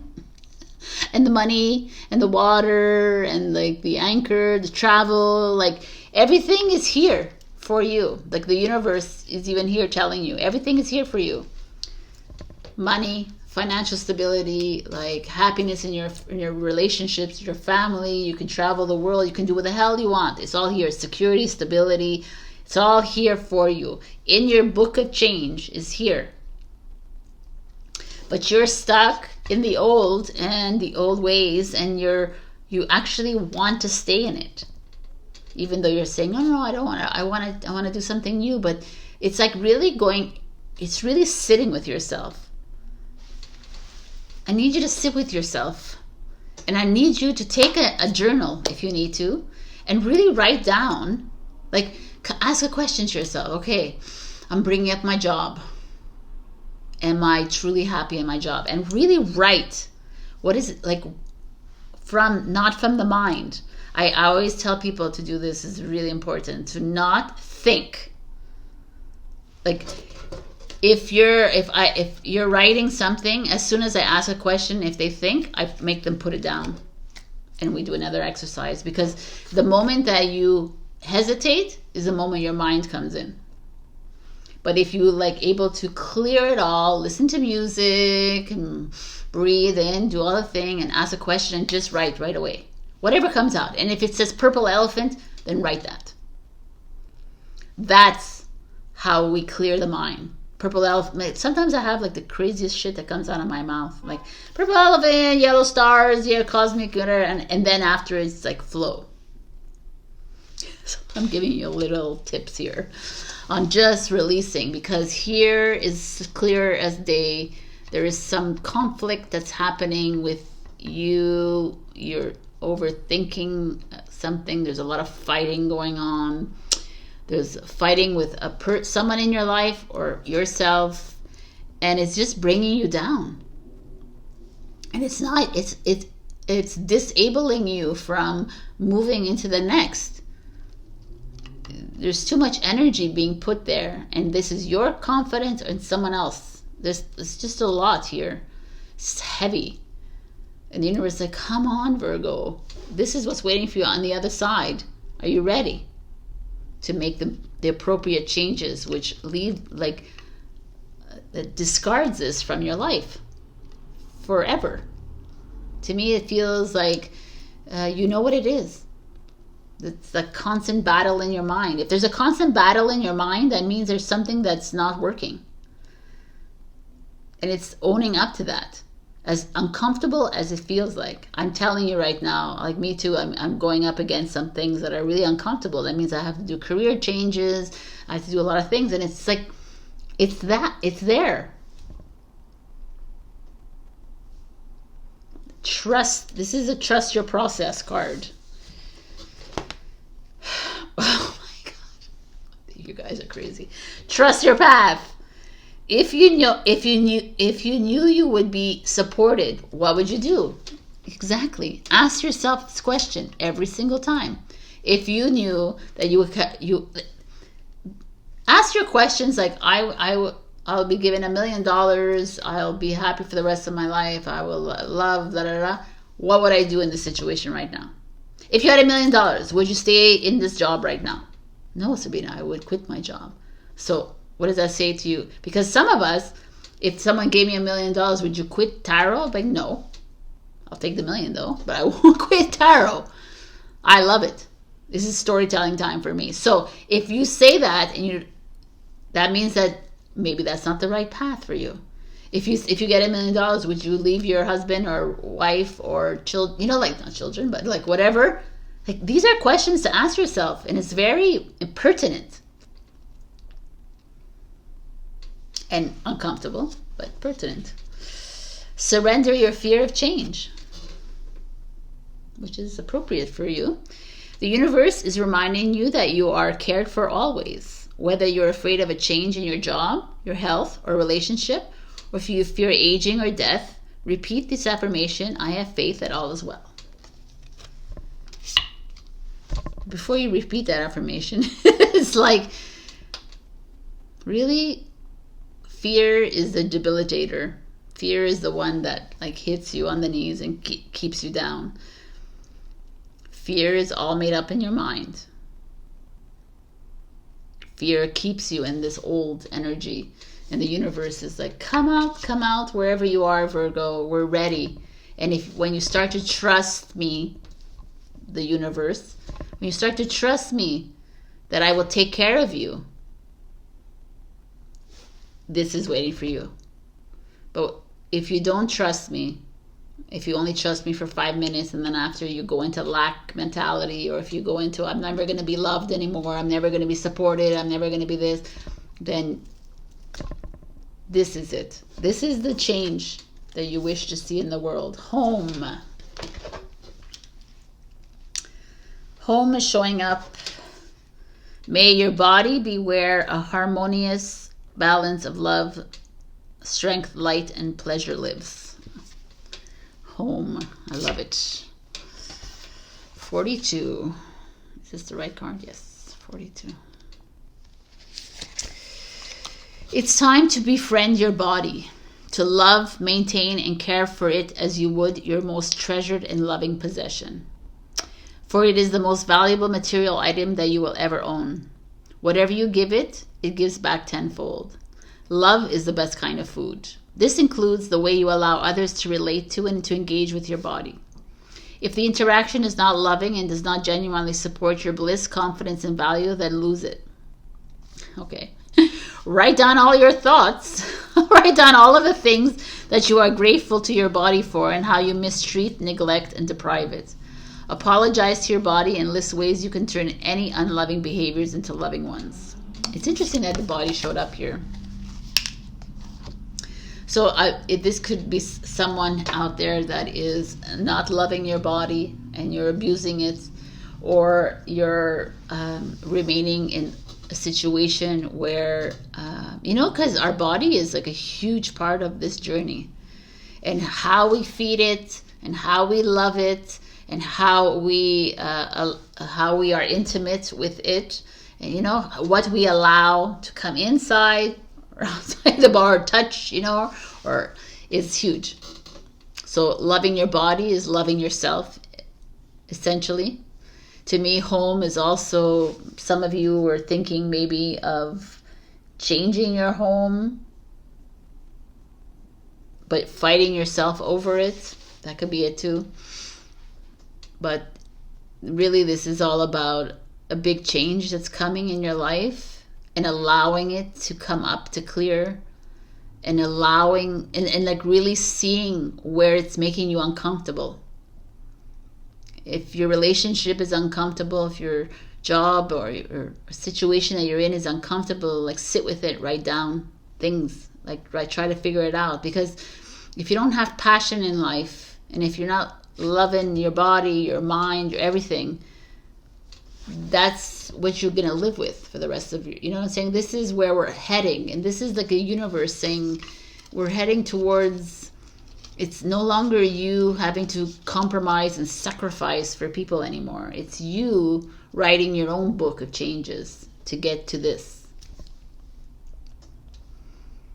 All right. I hope this made sense.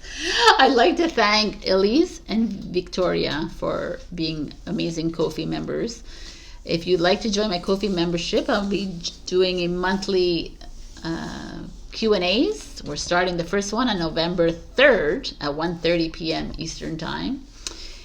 Join me on that membership. Also, like, share, comment, subscribe, super thanks me, check your rising and your moon. And this is like lots of changes coming up in the fields, and it's time that we start to really face our fears, face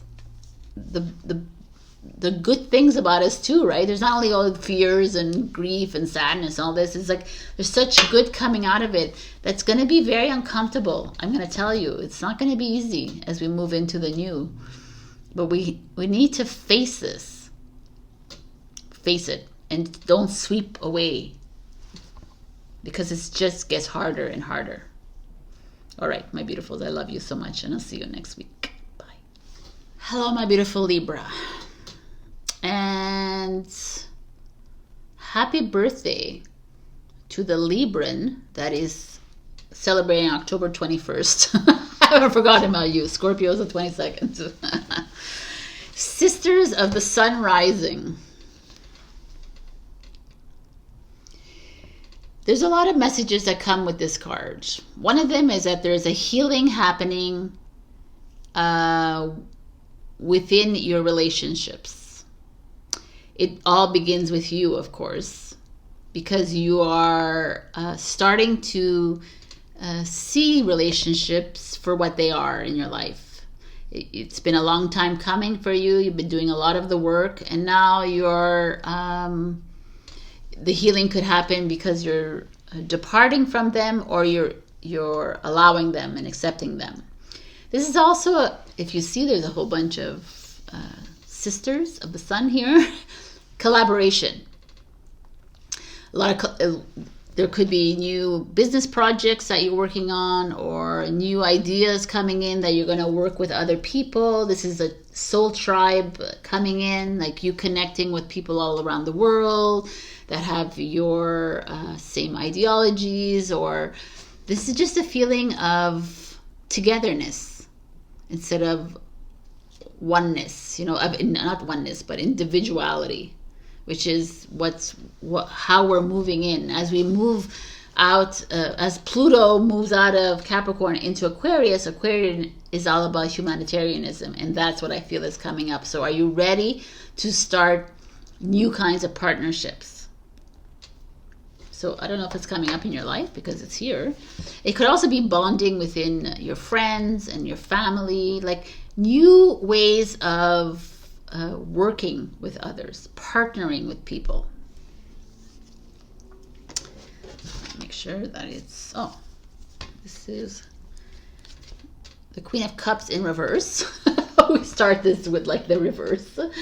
It's a Cancer or Scorpio, Pisces, but it's a Cancer sign, water. And the Queen of Cups, usually a mother energy that shows up here. It's a woman in your life that is like, it's usually the mother energy, and it's like a woman in your life, your grandmother, or someone who's caring, who's heartfelt, who's a healer maybe in your life, but there's this energy in reverse, means there is a blockage of emotions for you, or there is a feeling of you're quarreling or you're disagreeing with someone in your life. There's someone that has taken advantage of you emotionally. Someone,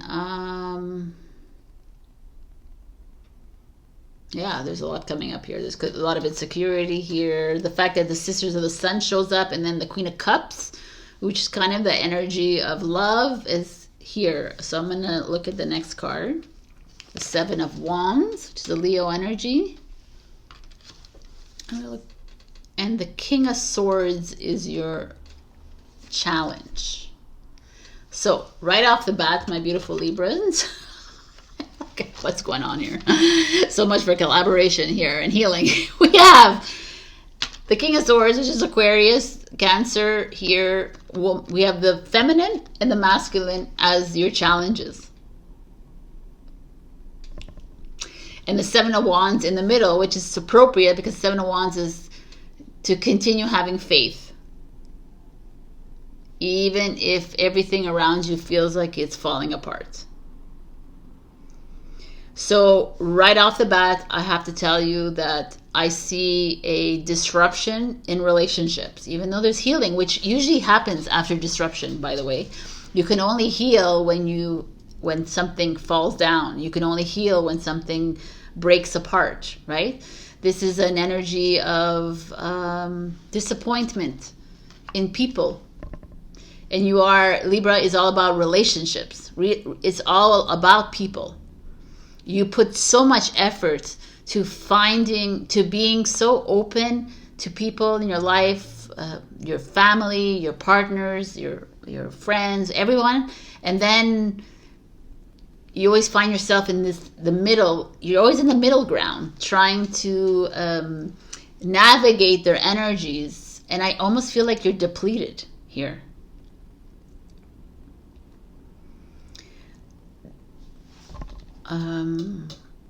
Taken advantage of on a mental and an emotional level.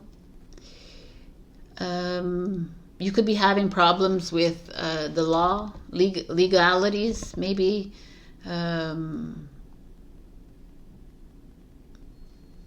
don't know why I got this in my head, like customs. Customs, I don't know why that came to my head, but that's it. Customs, border agents, I don't know. But, this is like authority, police, something like that. And this is, I don't know. I'm so sorry that this is happening to you, but I'm not, because this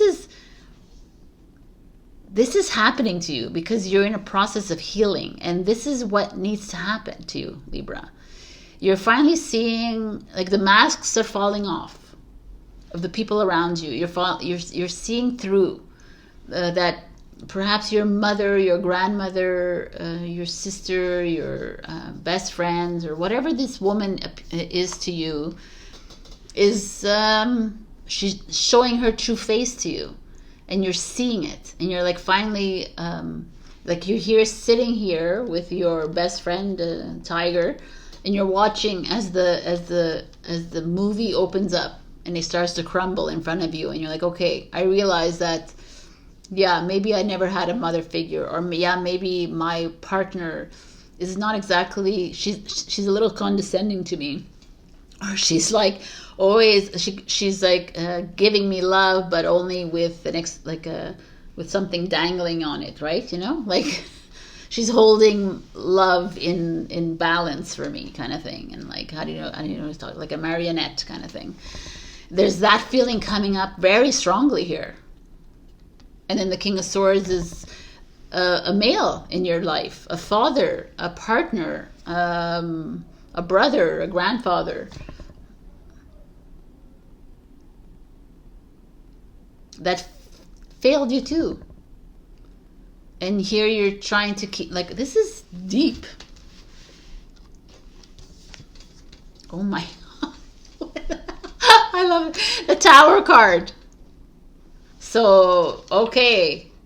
healing is being done for sure here, because you are in massive this is huge, like, transformation happening here. You're in, they're pushing you into Scorpio season, Libra, into like, let's freaking be born again.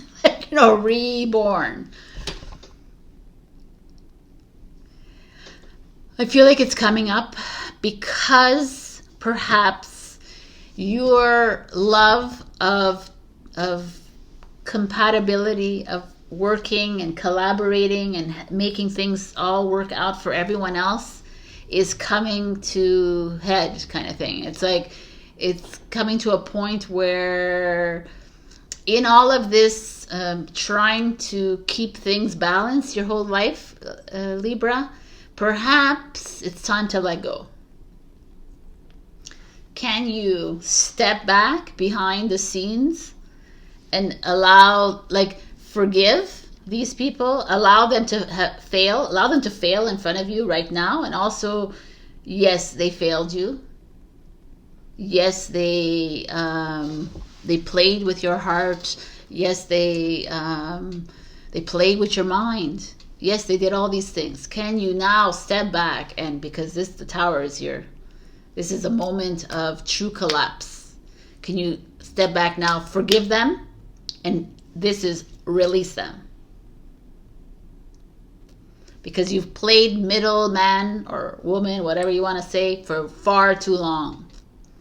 And I love that this shows up here with the star, the sisters here, because in this moment of tower, that you think that the whole world is crumbling down, and that you're like, my whole life is a lie, like everyone is like just out to get me, and you're feeling like this. It's normal to be feeling like this, because your whole life you've been trying to keep up with everyone else, trying to make everyone else happy instead of like focusing on you. And the tower is this, is like, yeah, it's time to release them all. And just see them and honor them for what they did, because they had to bring this all up in you.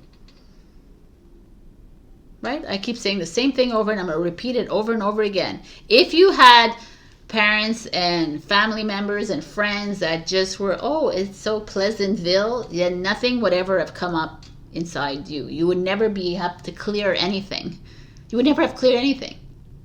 You would have lived and I know some of you are like, I don't mind living a Pleasantville life. I mean, really? No.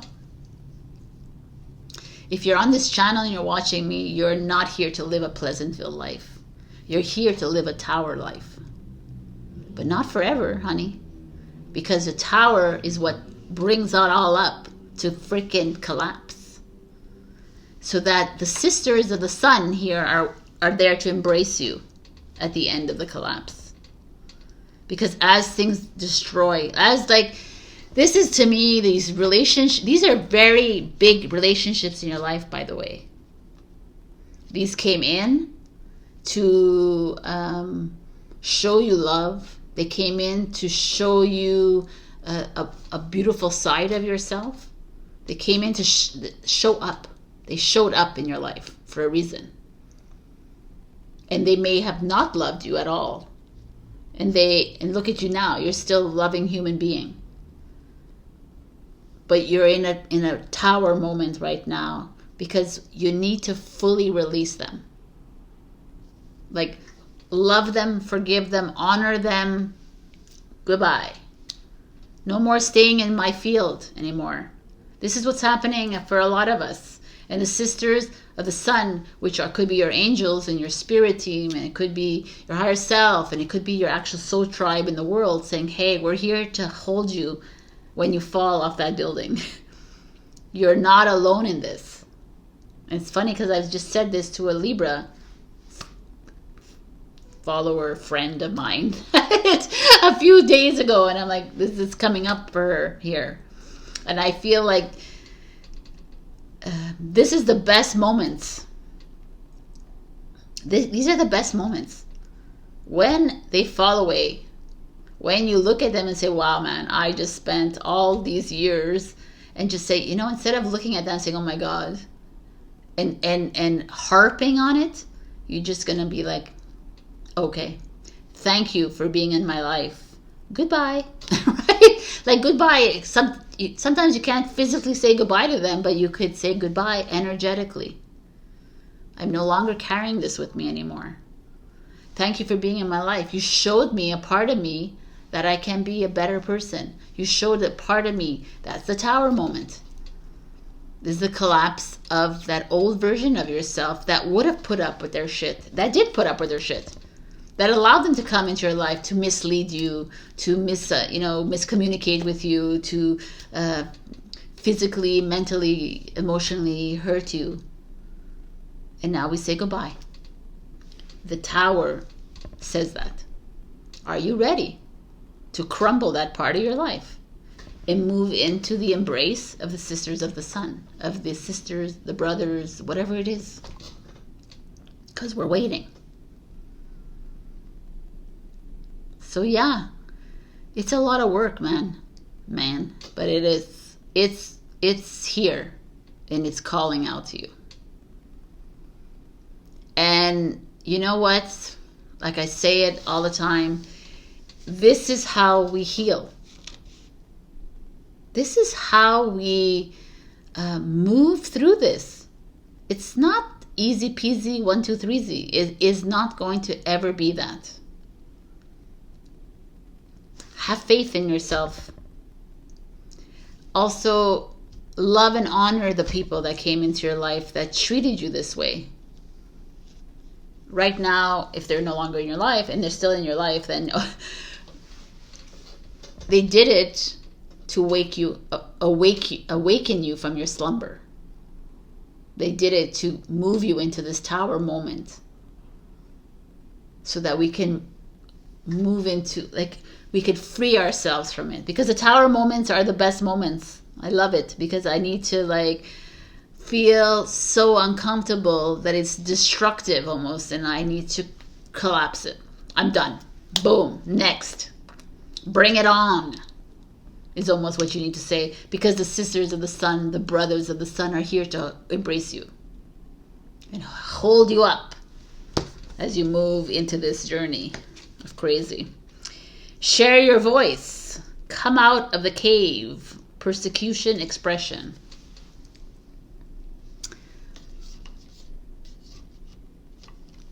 I mean, that's what it is. Like sharing your voice.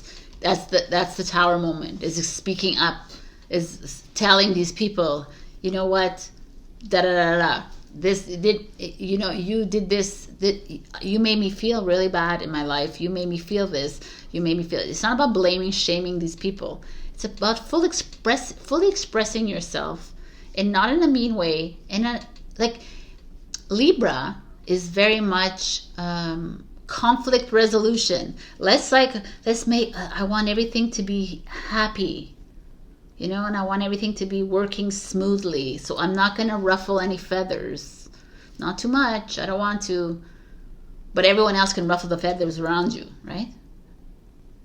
And then you're stuck being the middleman again. And this is okay. This is persecution, right? I don't want to share my voice because then everything's going to be in disharmony. And it's going to be. But this is a Tower saying, we need to walk through this.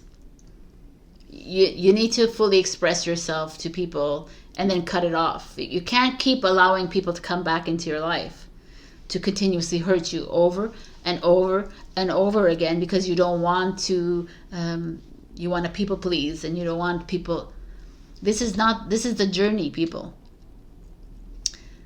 You're going to find as you move through it that a lot of people will not resonate and will not align with you anymore. And it's not about just the spiritual journey. It's about your journey.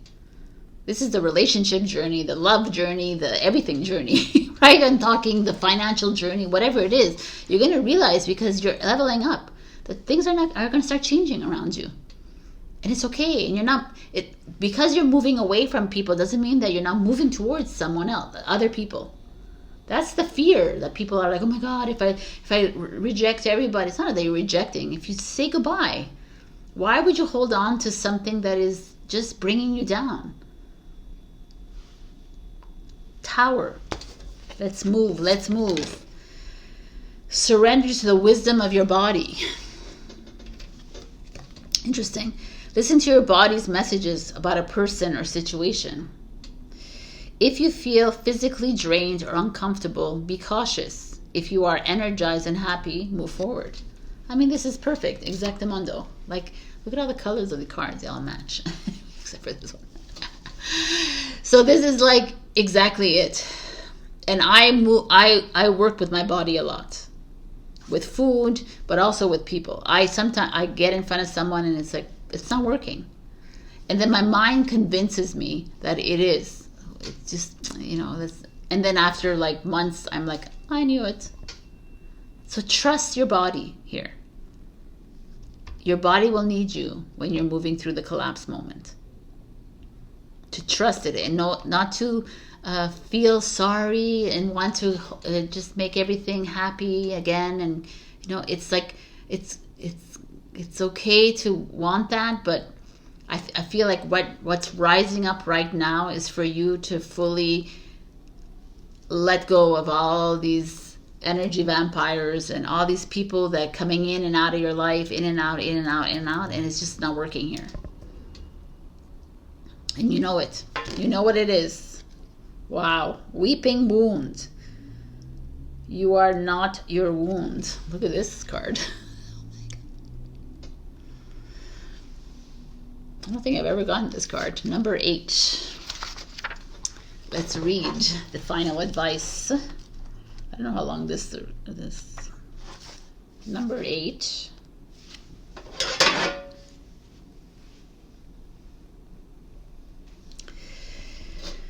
You are so much more than your wounds. It is never too late to grow beyond them. It is always possible to access the rest of your life without them bleeding over it. We all must feel, express, and release our way through our pain. There are no shortcuts, but once it is thoroughly done, it is done. It is hard work over an intense period that takes you as long as it takes. Once complete, the insights, peace, light, love, and liberation of being on the other side of your wound will transform you in unimaginable ways. Your once greatest hurt has the potential to become your greatest power, if and only if you show up for whatever it takes to complete the process. I mean, yes, we all know this, you're more than your wounds, but it is a work. It is work. It is work. This all just makes so much sense, this whole thing, because the Tower will bring up the wounds, will bring up your fears, will bring up all, and will make you maybe go back to that King of Swords in reverse or that Queen of Cups in reverse and seek help from them and seek comfort from them instead of just saying, owning up to your wounds and saying, I'm done. I love you, but I'm done. I'm done carrying this with me. I'm carrying this weight on me. I'm ready to free myself. All right, my beautiful warriors. This is your message of the week. It's a big one. See? I called you warriors instead of Librans, but whatever, same thing. Check your rising and your moon for the messages. Also, big thank you to Teri, who is my beautiful Ko-fi member, and I'm going to be doing my first Q&A on November 3rd. So join my membership so you can join us and ask me any question you want in that hour or two or whatever, however long it lasts. Okay. Like, share, comment, subscribe, and super thanks me if you can. And I'll see you next week. And stay strong. Love you. Bye. Hello, my beautiful Scorpio. Happy birthday. We start your season off this week. Watch out for my little Scorpio special reading I'm going to be having every season now with zodiacs. I didn't mention to anyone else, but you're getting the first mention. So let's begin. And thank you to Katie for being a Ko-fi member. You'll be able to join my live Q&A on November 3rd. If you're a Ko-fi member, you can always check the link below, which supports me on a monthly basis while you get exclusive content. Let's begin this beautiful reading. We got the key to intimacy. On the card, it says, intimate love is a core need to be met in relation to ourselves and those closest to us. The journey to intimacy often includes learning what love is not. Wow, that's deep. I didn't read that one. Beautiful. But the key to intimacy, I love this for you, Scorpio, because as I mentioned, Instagram and Facebook, of all the signs, you're the ones that explore and you dive deep into love and into all the emotions and all the feelings. So being intimate with yourself is key here. I want to read what it says in the book as well as a key message. Regardless of whether we have received unconditional love while growing up, coming to know and accept ourselves in such a manner is challenging. Unconditional self-love is necessary, and there is a learning curve for being able to allow another to see into us and accept all that we are and we are not. This includes our most raw and least flattering shades. We all have them. Developing the capacity to honor and care for ourselves despite our flaws and shortcomings also equips us to hold loving space for others without judgment, conditions, control, or petty rejection. The journey to self-intimacy further teaches us the value and beauty of our flaws. We learn to recognize any challenge that tests the intimate space we share with another as an opportunity to grow closer and stronger from working through it together. And it goes on to say, be careful to whom you trust the key for your heart. The featured mother wishes to remind you that pure love, respect, and integrity use what is uncovered to lift, support, protect, care about, and empower you. To see into yourself with the eyes of love allows for another to see unconditionally into you too. I mean, this is this is like, that's why it's like deep, obviously, comes to Scorpio. This is all of us, not only Scorpions, but this is coming to you for a reason, because perhaps you're guarded, perhaps that you're not allowing anyone in, but also not even allowing yourself in. And I know a lot of Scorpions out there who do dive deep when they're diving into other people, right? But are they doing that for themselves? It's challenging, because that means you're digging up a lot of old hurts and old trauma and wounds. And this is showing up for a reason. So let's see what this is meaning for you this week. We have the Justice card, which is a Libra energy. So here we have almost a very, usually this deck doesn't have such literal meanings, but this one has almost a literal meaning of the Lady of Justice here, with her scales on the side, her sword of truth. And usually the sword is upwards, and this one is downwards. And it's like getting to the nitty gritty. I kind of love this. Exactly in line with this. It's like getting intimate with yourself. The justice is about balance and harmony and fairness, but there's also a feeling of legalities here for you. So some of you might be doing contracts or negotiations, or you're in the middle of divorce or separation or marriage, perhaps, papers, real estate, there's that kind of feeling coming up here, like apartment hunting, or house hunting. Definitely that coming up for you, but also loving the sword representation here, because it's getting brutally honest with yourself. So let's see what the next card is to accompany this. Oh my God. The Queen of Swords, another Libra energy. So look at this. Her sword is up, and I love it. And I also love the changes of the colors, right? These are all the pinks and the blues. This is the pinks of the heart chakra, and the blue and purple, I guess, the indigo of the throat chakra. But here is a little bit darker. So the Queen of Swords feelings to me is always this this never really came to me as a get to the nitty gritty. This is more of that. This is like, let's get clear. It's time for clear communication. I'm almost feeling maybe some of you who are in the process of some sort of contractual like some negotiations, or even like at work or whatever there's like a talk of something like a raise in salary, or a change in the way you're a change in a project, or something like this is showing up here, very much so. And like I said, it could also be partnerships, but I'm feeling it's not clear, even though they're all upright. But with the Queen of Swords showing up here, I almost feel like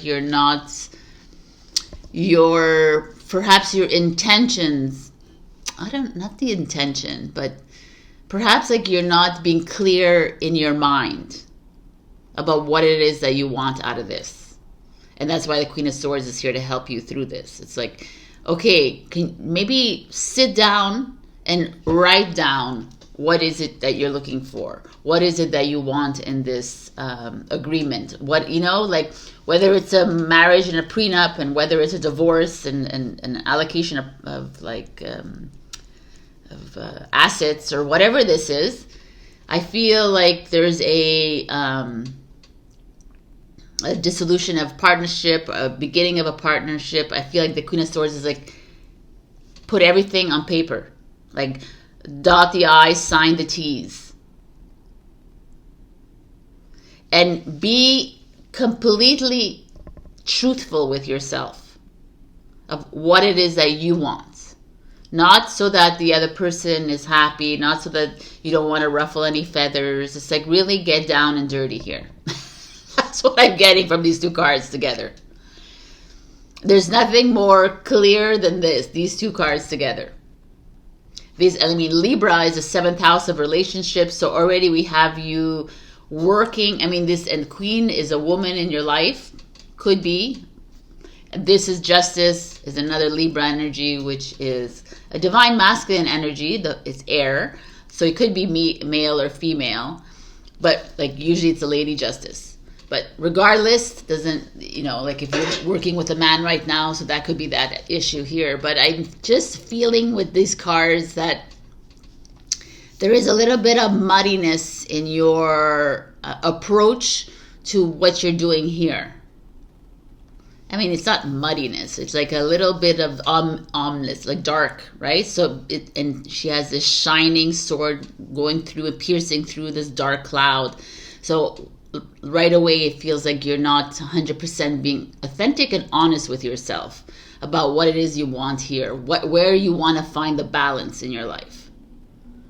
And this could be a balance within, like harmony within your family, with your partnerships, relationships, friends, like colleagues, whatever this is for you as well. I kind of like this. I always like when I see the sword, I always think as a pen as well, right? That's why the pen of signing off your assets or taking or whatever that is. And I'm feeling here it's like get clear. And even if you're not in any of this kind of agreement, negotiation, whatever, it's get clear with where you're moving towards. Or get clear in your present tense.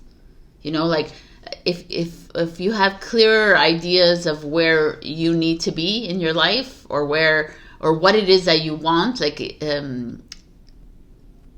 you don't necessarily have to go and get them, but you need to be clear. Like I keep getting the message, but I do this all the time though.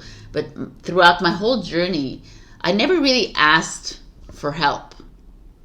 I would think about things, I would I imagine things, I visualize, but it wasn't like, hey, higher self, or hey, angel, whatever, or hey, spirit or team, I need help right now. I need help. Can you help me get really clear about this? And that's that intimacy. It's like moving in towards you and not judging yourself, judgment, not judging yourself, and not judging the other either, to find the balance between you guys. Okay, you could be having disharmony with, there's so many of us having disharmony with so many different people in our lives. And the Queen of Swords is like, yes, but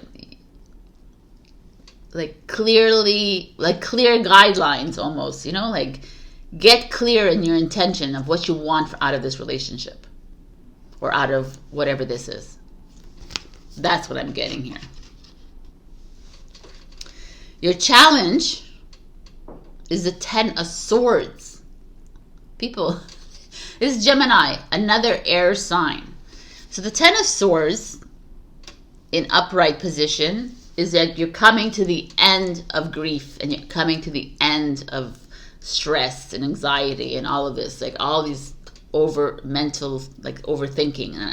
But as a challenge card is that you are challenged by this. So you are almost challenged by speaking clearly to someone and telling them how you're feeling, that you are actually feeling anxious and stressed, and you're actually going through a lot of this heavy energy, which requires you to go in, which requires you to be completely honest with yourself.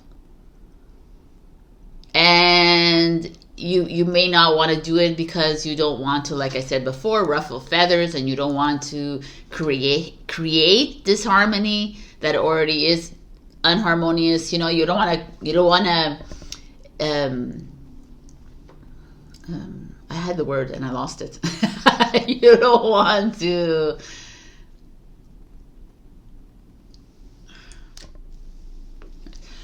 drag it on, you know, like there's another word, but anyways, you want to drag it on. You don't want to be the problem for the conflict, right? And it's a common water sign trait, that the people pleasing and the fear of being finger pointed at. It's like, no, we'd rather not, and we'd rather let everything flow, right? But here I'm feeling you are, there's definitely something here that is feeling a little wonky, to say in lingo words. And you're afraid to speak up fully. And I feel the Queen of Swords could be someone in your life that you need to reach out to ask for help, ask for guidance, or maybe to clear your thoughts. You know, when there's a lot of thoughts coming up and a lot of emotions coming up, everything gets a little muddled sometimes. Like it maybe here, it could be a situation which has been ongoing for a while, or it could be a situation that is now just happening, but it's making you feel a little anxious with this card here.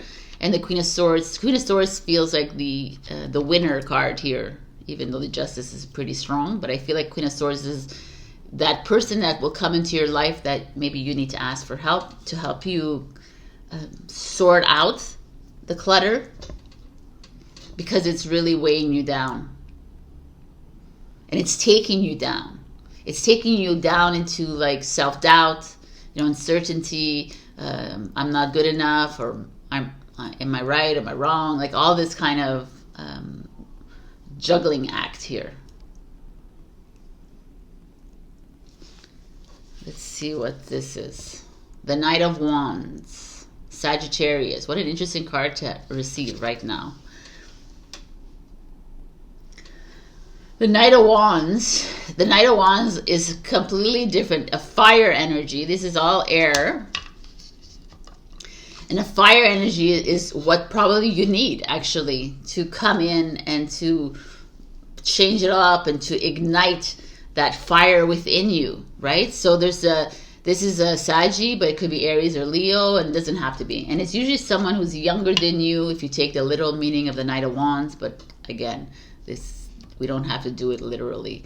I kind of like the Knight of Wands showing up here, because it's like, yes, you get clear of your intentions, get clear of like what you want in your life, not in your husband and wife not in your girlfriend and boyfriend, not in your brother, sister, mother, father, like not about everybody else and how, you know, it's almost like you're working like a Libra. You know, Libras are afraid of confrontation. Their little conflict resolution is like their thing. They're always trying to like make everything happy. And I feel with the Libra showing up here is like you're almost there. You're like trying to maneuver around the people instead of getting really like Scorpio like you are and going really deep and getting like, okay. And it's not like deep that you have to stay there forever. It's just, it's releasing yourself from this perhaps this role that you've put yourself in that's like, well, I'm the one who needs to take charge of this contract, this negotiation, this agreement, this whatever this is. Like, I need to take care of the relationship with my sister, my brother, my father, my mother, my friend, you know, all of these people. It's like almost I feel like you've taken this role on. And then Libra and the Queen of Swords is like, yeah, it's fine, but like, what do you want? And the Knight of Wands is like, yeah, but are you having fun? Right? Like, are you taking this life too seriously right now? And I kind of like the Knight of Wands. It's like, maybe you're needing to let go a little bit, let loose, go on an adventure, go on a road trip, go travel, you know, get yourself out of this, it almost feels like a loop that you're in here, that you're constantly finding yourself in and out, in and out, in and out, because that's what, because you're always here. The Ten of Swords, you're always like, I don't want to hurt people. I don't want to, you know, I don't want to seem like the bad guy. I don't want to feel like that. And the Knight of Wands is like, who cares? The Knight of Wands is like impulsive, right? Sagittarius, spontaneous. It's just go, let's do. And I like it because it's really just a position here happening. This is like, let's get clear. And this is like, let's not and just jump, right? So I feel like the two energies are actually blending well here. Because yeah, jot down in your journal, please, and let's get clear. But at the same time, can you be open to adventure, to meeting people, networking, socializing, getting out of this kind of like the justice is that you gotta be like follow the rules, follow the regulations, you know. And the Queen of Swords is not so much a follow the regulations, follow her own rules, kind of like queen or king or whoever that is. And it's a little bit jarring for you. And I love the Knight of Wands here. The Knight of Wands is like, let's go, let's like have fun. It's just like do your due diligence here, just to get it off your out of your head, and let's move into the heart. So there's like two kind of different messages coming for you, Scorpio. I love it. Okay, let's see what the advice is. Inner temple, devotion, tune into the portal of your heart. I mean, that's exactly this kind of energy. This is, to me, the fire within you. There's a fire within you that is like calling your name to get the key to intimacy. Is like moving into your heart, moving into the love, moving into what, like, once everything has been written down, now what, I'm trying to look for the word, what ignites you? What sets your heart on fire? Do it, right? So that you're not so much stuck in this kind of loop here. I like it. Oh, look, you got two. Interesting. Surrender, defensiveness. Defensiveness is a sign of weakness. To communicate in a more empowered way, stay centered and hear someone out, then offer a clear, non-defensive response. I mean, Scorpios are pretty good at listening to other people, but yeah, I think every single sign has a sense of defensiveness. It's like, what do you mean? I know what I'm doing, kind of thing. And that could be also here too. This feeling of you always trying to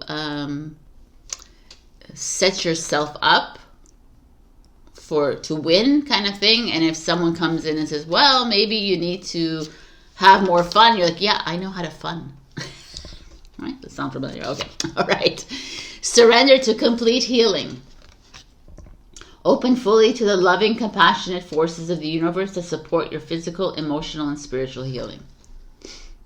I mean, that's just everything here. Whatever the complete healing feels for you right now, because you're the one who's going to be going a little bit deeper, and you're going to be writing down on a journal, you're going to record it on your phone, however you want to do it. But there is a feeling here of you getting a little clearer with yourself. And when you get clear, there's healing is always done. Because when you release the junk and you release all the imbalances or whatever it is, there's time for fun and for freedom.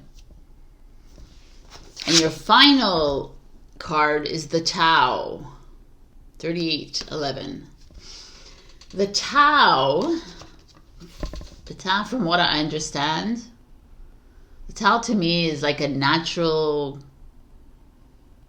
way of, it's just like a flow of the universe, like a state of flow. It's kind of beautiful. It all matches here, because there's this rigidity part of you that is owning up to that, like putting down the ground rules for you, and then also having fun. And the Tao is like, yeah, can you take the both of them and can you like mesh them together and let them flow?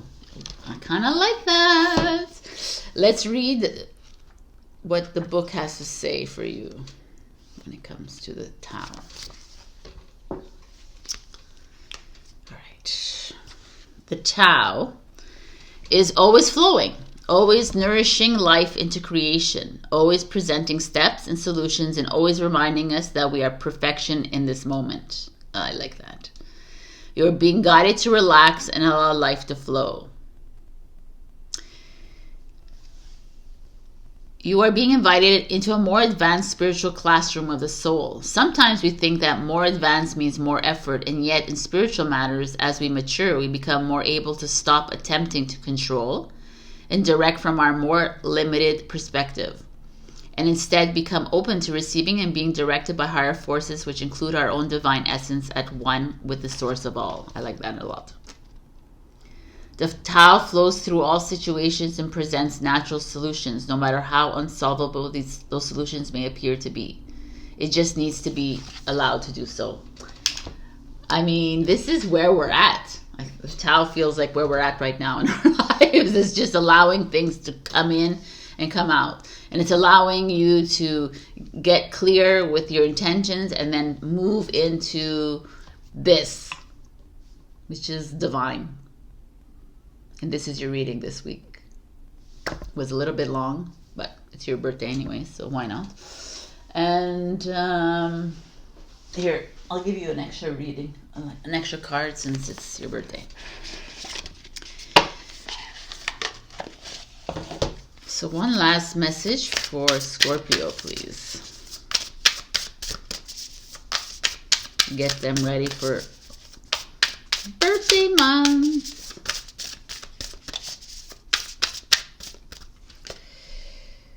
Emotions are energy in motion. I love this. The two snakes with the wings, like the phoenix rising. And that's what it is.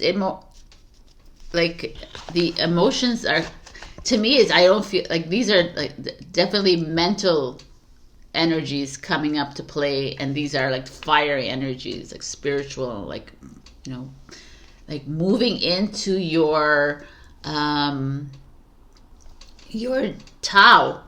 right? Your Tao, your divine essence, moving into your greatness. It's like merging of the two with these two snakes, the merging of the mental and the fire. Let's get this going together.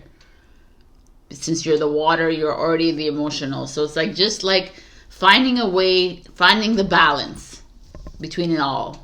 And working through that instead of, I think that's what it is mostly, is instead of just focusing always on one aspect of your life and really just allowing life to happen as it may. And maybe if you're single, there's a younger man coming in your life. Younger, whatever. Or it could be, yeah, you know, like a young spirited person that's coming into your life that's going to open up the flow. And this could also be like if you have parents, it could be also your teenage kids, your younger children, your children. They're going to be younger for sure. Your children coming in that, you know, is and allow them to come in as well. This is the Knight of Wands feels like allow that fun, enthusiastic energy and creative energy to come in.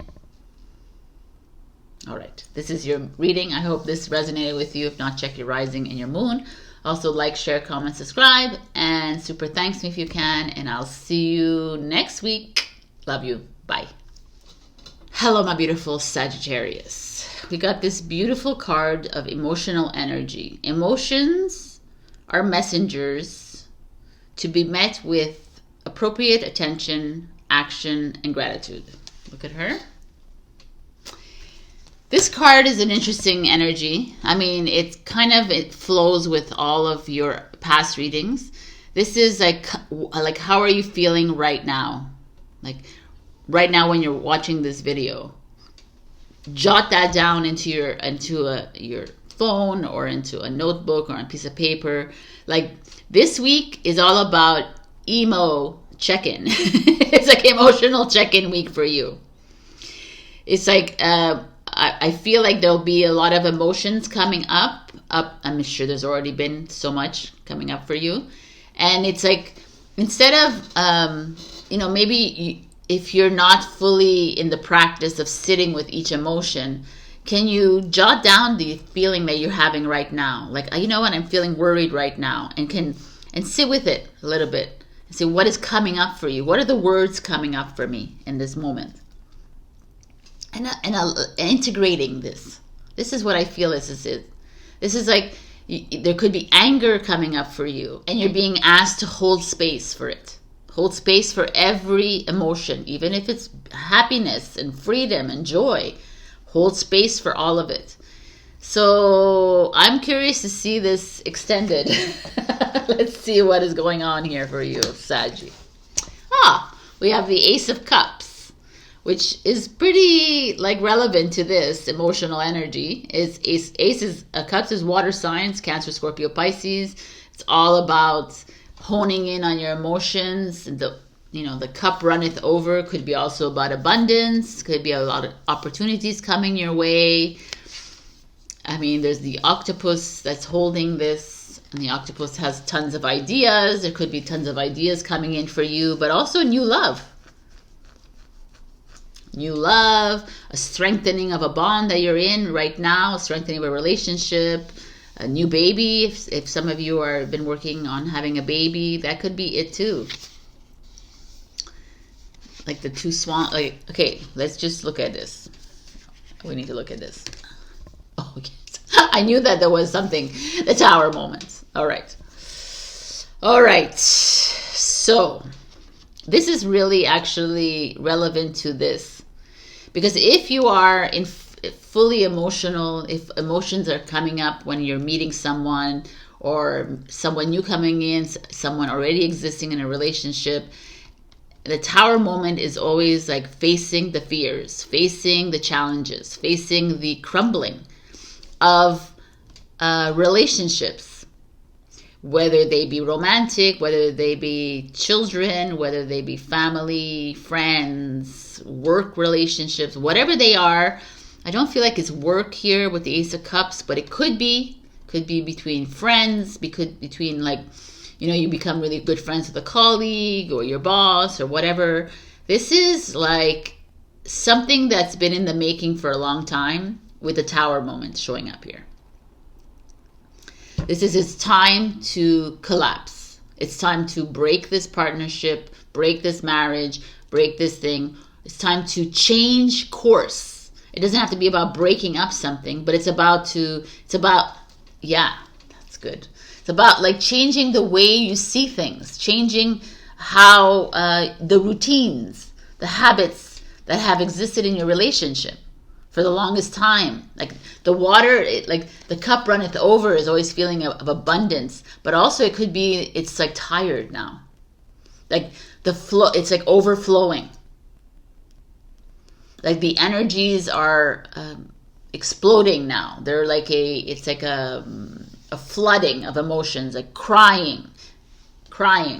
Like, so you're constantly in this turmoil. It could be that. Because unfortunately, like the Ace of Cups is a beautiful energy, but with a tower next to it, it tells me that you are in explosive nature right now with this energy and motion as well, right? Emotional energy showing up. So something's coming up in your field, Sagittarius, that requires you to make like a big change. The tower is the tower. The tower is like, hello, Saggy, it's time. There's no more hiding in the cup, or there's no more, it's coming up. So I don't, like, let's keep looking at these cards to get a better understanding. The Three of Wands, wow. Three of Wands is your challenge. The Three of Wands is, he gets to the crossroads, the Emperor, and he sees, and he chooses his destination towards the Empress. You know, that's the original. So him is the buck here, and he's looking, and he sees the sun at the horizon, and he's ready. But as a challenge means you're not. Means you're holding yourself back. You're unsure of what the next step is. You're afraid. You're afraid of making this next step. There's something here that this is like, okay, so this is like something wants to come in. A creative project wants to come in. A new relationship wants to come in. An expansion within your business, a raise, a promotion, or whatever, a child. You know, you don't realize that sometimes our stress levels don't allow the children come in. It's part of your soul contract if you're supposed to be pregnant or not, right? This is the way I see things. And if you are supposed to be pregnant and there's that child's soul sees his mama is like not ready for him, they're going to linger, right? And they say, well, she needs to get relaxed. She needs to, you know, before I come in, according to your contracts, of course. But that's what I feel here. This tower moment is a very significant moment for you, Sagittarius, right now, because you're afraid to make the move that the tower is not asking you. It's like imploring you to do, because the universe wants to bring in something new. Whether, like I say, whether it's a romantic relationship, whether it's a new creative project, whether it's a business, a job, a this, or whatever this is, a home. It's like, here, I have it for you, and you're like, no, I don't want to make, you know, like I'm experiencing a lot of emotions, Sabrina, hence why we need to write these things down. I'm uncertain. My uncertainty is like to the max right now. It's overflowing. I can't. I keep like waddling back and forth. I'm not sure. And the tower's like, go, go, go. The tower is Mars, and it's Scorpios. And we are in Scorpio season. And Scorpio's like, yo, yo, yo, let's do this, right? The Mars, it's also, it could be Aries. And this is Aries energy.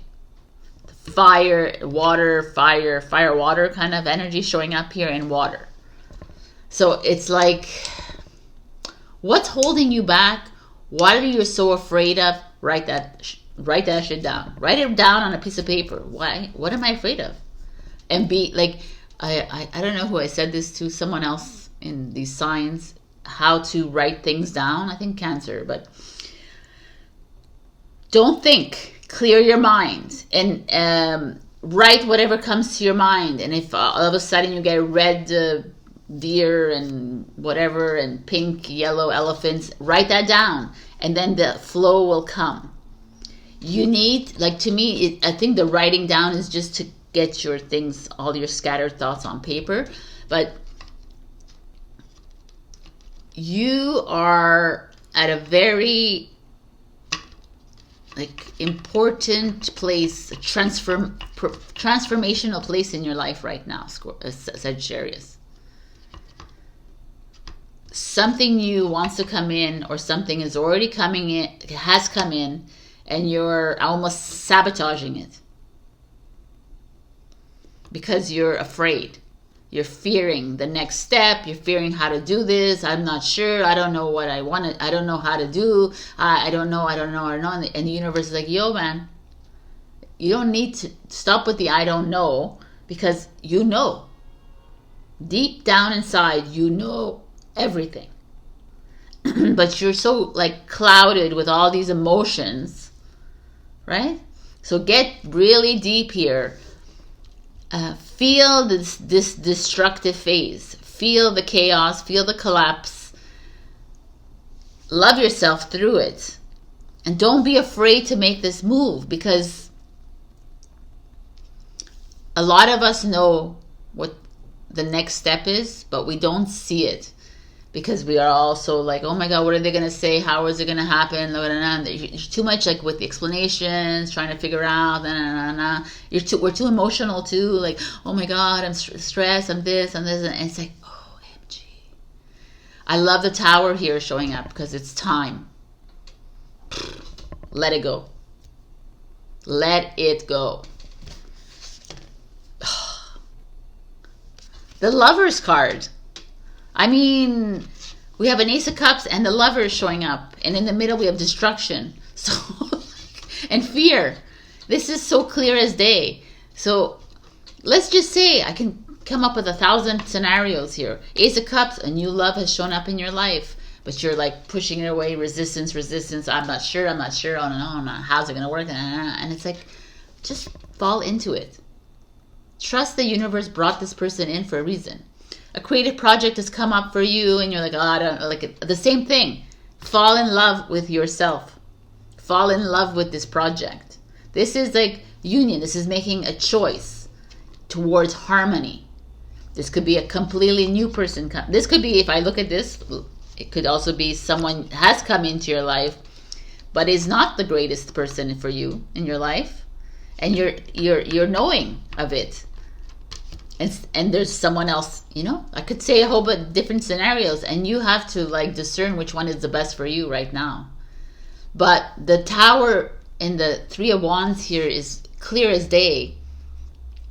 That you need to like really hone in on your confidence level here. You really gotta like trust yourself and trust why this is here. Because anytime I see a breakdown or a collapse, or like, we hit a wall, or there's an obstacle, or there's the feelings of uncertainty and doubts, and, all of this low self-worth, to me, those are ego, first of all, blocking us from our inner essence, from our true worth, right? Our true essence. And it's always an indication to me. I'm like, what is this? That's the awareness, like stepping into that awareness of it and say, okay, I'm not going to allow this to happen. I'm going to love it through it. Try to love through it. I'm not going to be afraid of the next step, because the Lovers comes in. The lovers is lovers. It could be a lover coming in. It could be a relationship coming in. I mean, that's what usually it means. But it could also be choosing you. Or a partnership, or a new partnership, or a new something, something like that is aligned with you. And it's a Gemini energy, which is communication. So it could also be better communication between you, because you've gone through this, because you've like allowed this collapse to happen within this relationship, within this job, within this whatever this is for you. And it's all like, this is,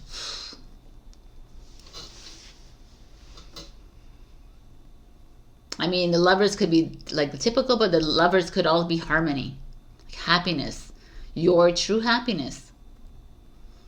But you can't be truly happy until you face the fears, until you head on and say, okay, yes, I am afraid of this. Yes, I am afraid of this. Yes, I'm angry about this. Yes. And yes, I don't think I can move forward with you. Or yes, I would like to move forward with you, but we need to make changes. This is change time for you. Your advice is dance with life. Do something to change your energy. I love it. I mean, as much as I love this energy, it is like heavy, right? To carry this around all the time. So yeah, like when you're feeling tower moment, get up and dance. Ecstatic dance. Move your body. Walk. Do what you need to do. Like we need that flow of energy. Right? This is exactly that energy here. It's like dancing, flowing. If we are stagnant, sometimes the insecurities just pile on in our mind and in our body. So like movement is necessary. I love this. Sagittarius, I'm sure you're already dancing as I'm talking. Surrender to the idea you can fix someone. It's time for a relationship to shift. It doesn't work to try to fix someone. Each person must be accountable for his or own healing. Okay. And that could be this. Maybe something that has like, you're trying, the tower could be this, that you're trying to fix someone else. You're trying to change them to be more like you, or change them. Like, it's not possible. We can't change people. We can make progressive movements towards something else. We can make shifts towards something else for ourselves. And that's why the tower comes in to me. Mars is action. No more like sitting around, and no more crying over spilt milk and or spilt chalices of water, like let's get up and do. It's going to be like a little challenging. We're going to have to fight up against people maybe. It's like, this is your life. It's time to dance to the rhythm of it's time to dance to the beat of your own drum. And, if the emotions have to come out, let them out. And writing them down is an option, but whatever it is, dance your emotions away. But face them. This is what the tower is saying. It's facing them, because you're afraid a little bit. You're pushing aside. You're pushing aside your feelings that you may have maybe for someone, and you're holding yourself out for the soulmate to come in. But it doesn't have to be that also. You're just holding out for happiness. 10 Sisters of Light. Look at that. 33. I don't know what that means. Look at it though. I'm using the Kuan Yin oracle. 33. The 10 Sisters of Light are here to help you. That's a lot of sisters. Okay.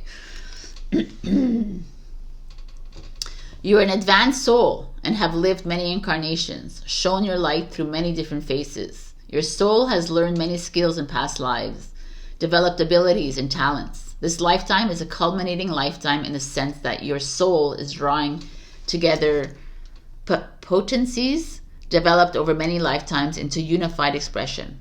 It's like drawing on the power of 10 sisters or more into your one current lifetime. Be prepared to grow and shine, beloved. Love that.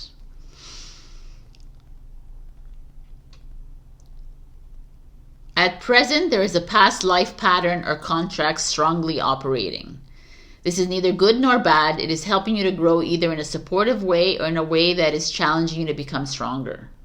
This past life contract may arise in the form of a teacher, relationship, or teaching. It may resolve itself by you receiving the teaching or letting go of a relationship, or accepting a new relationship into your life, or even letting go of a philosophy or teaching so that you may expand your awareness with a different teaching that helps you access the wisdom you need for your growth. This may be very different to what you needed some years or even months ago, and that is fine. Oh, interesting. That could be this, like this past life energy showing up, but also the soul contract that's showing up. That is, like from that card, I almost feel like, you know, there's new relationships that have shown up in your life, and maybe they're karmic, right? Maybe they're a part of your contract, and maybe they're supposed to blow up in your face because they're supposed to teach you that you have to get up and leave when you're feeling that, or you have to get up and strengthen it. You gotta get up, you have to work towards it. Whatever it is, it's always you working towards your goal. Finding love and peace within your heart or within your relationship. But again, it always stems to you, and you're the light and the soul, and you have your whole soul tribe is here holding you up and sharing the light with you. You're not alone on this journey. This is something that I always talk about too. We're never alone on this, and we have to reach out and ask for help from the sisters of light, the brothers of sun, or whatever it is that you would like, right? It's not always sisters, it's always brothers, and because we're all one anyways. So, wow. I keep getting some of you who are single, there's new love coming in for sure. But there is a definitely breakdown here happening. And it's going to be emotional with all this Ace of Cups energy showing up here. And to be okay with the emotions that are coming up. And to trust them. All right, my beautiful Saggy. I hope this helped you. This is your reading for the week. Like, share, comment, subscribe, and super thanks me if you can. And check your rising and your moon. Also, join my Ko-fi membership. I'm going live on a Q&A for my Ko-fi members. You can support me on a monthly basis and get exclusive content as well. All right, my beautifuls. This is exciting. It's a little bit... this tower feels very explosive. But dance your way through it. Like you do. Dance and sing and paint and be creative. Whatever it is. I love you. I'll see you next week. Bye. Hello, my beautiful Capricorn. We got metamorphosis. Power and strength lie within our surrender to change. We have her draped in a red cloak. And she has vines all around her. So it's like blossoming into something new. Last week we got supernova, which was rocket launching into something amazing and new. And like really owning up to yourself. And this is so pertinent. And so it makes so much sense, the evolution of these cards. Because this card is saying to you, you know, when you actually launch into this, it's amazing. You get that great feeling, but then it might get messy and emotional. So change is always a little messy, right? When when the world is changing, when you're changing jobs, when you're changing family, when you're changing relationships, when you're changing as a soul, it gets ugly because you have to come up face to face with some of the ugliness as well. And maybe that is happening here with this metamorphosis. And this is like Scorpio season, so this is a perfect season to do this. We're in rebirth, we're in transformation and change. And this is what this is. So I feel like last week was amazing and like propelled you into like feeling really good about yourself. You feel like you see the changes happening. But now it's like you're a little bit coming down to earth, and as you are a Capricorn.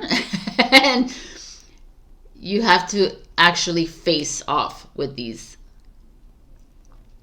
changes that are coming up in your life, right? I hate, for lack of a better word, but this, some of you may have been, your attitude is changing, your personality, the way you approach life, the way you approach money, the way you approach love, the way your perspectives are beginning to change.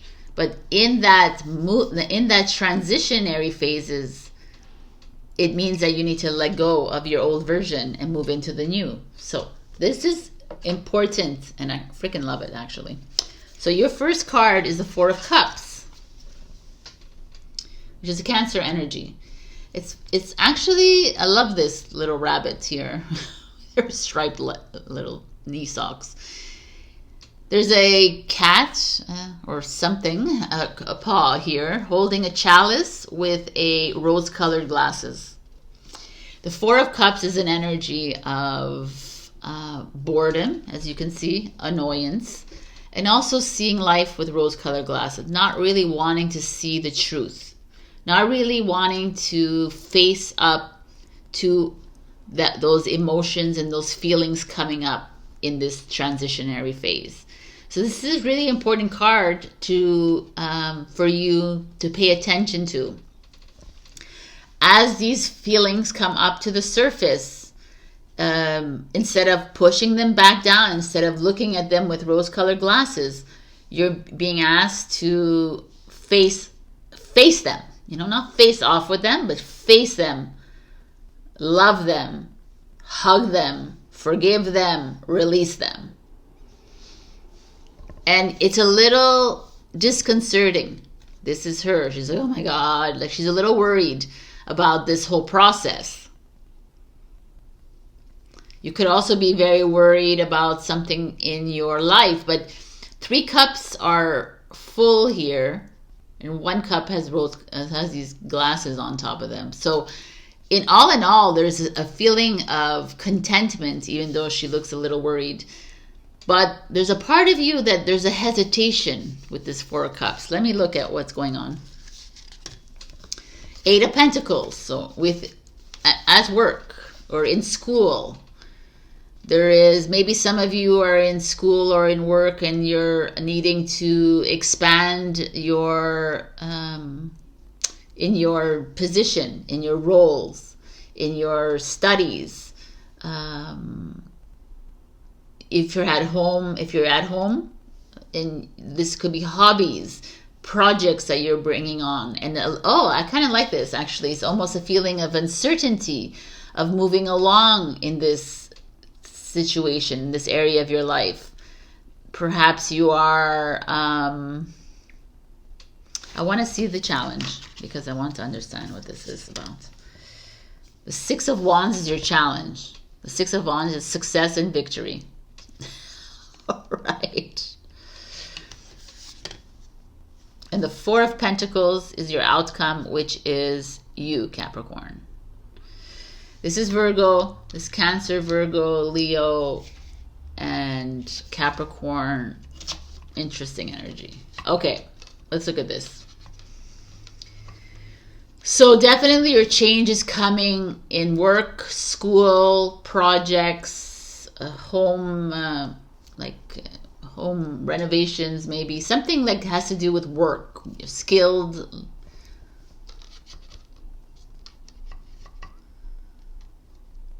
And I almost feel like you're bored. You know, you're in this explosive moment of your life, dynamic energy coming in with supernova, now it's metamorphosis. And what these energies are bringing to you are boredom, like it's same old in your job, in your studies. You know, there's something here that's very that's going to start showing up in your life, that maybe you love your job, but there's something else that you need. You know, you're not, this is like you're happy with the status quo, the 4 of Cups. Like everything is happening at like this on a plateau kind of level, and the work is great. You know, it just feels very the hard work has paid off and everything is like, but here we are with supernova last week. This week we have the metamorphosis, change, and this feels too Pleasantville to me. Right? If I could say, it feels very placid. And maybe Capricorn, you're enjoying the placidity of this, but the 6 of Wands in reverse feels like you're not, because you're not even inspired to make these supernova changes. You know, you're not inspired. This 6 of Wands in reverse is like you almost feel like a little bit of a failure here.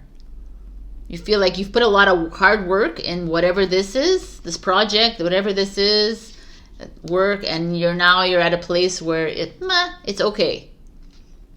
You know, it could also be that you're really good at your job, that you're really good in your school, but you're not feeling the passion anymore. There's something missing.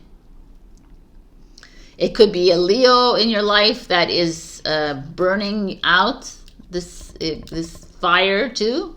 Doesn't have to be. We're not going to blame the Leo here for this, but I'm showing you that the Six of Wands feels like there's a little missing spark, and it's normal. Because this journey is all about this, like energy, like this dynamic energy that comes in and you're like, oh my God, I feel like I'm on top of the world. This is it. Then I'm going to change everything. And then all of a sudden 1 week you're like, OMG, I feel like I need to cocoon, right? And this is showing up in your cards. There's a feeling here that you're actually feeling how I felt last week. Super bored. I'm bored in my life. I was bored in everything. And with boredom comes feelings of insecurity, feelings of judgment on self, feelings of that you're not good enough. You know, your confidence shoots down all the way. This is feeling like you're a failure, feeling that you could be doing so much more with your life, that you should be doing so much more with your life. And that comes with change. As you are in that cocoon moment and your wings are starting to grow in the caterpillar, it's like, oh my God, you feel constrained. You feel like, ugh, I don't want to do this anymore. I don't think I'm good enough. I don't think I'm smart enough. I can't go get my master's. I can't do this. I can't do, you're in the can't. Even though last week was like, and this is normal. And I want you to feel normal about this, because these ups and downs is what makes us human.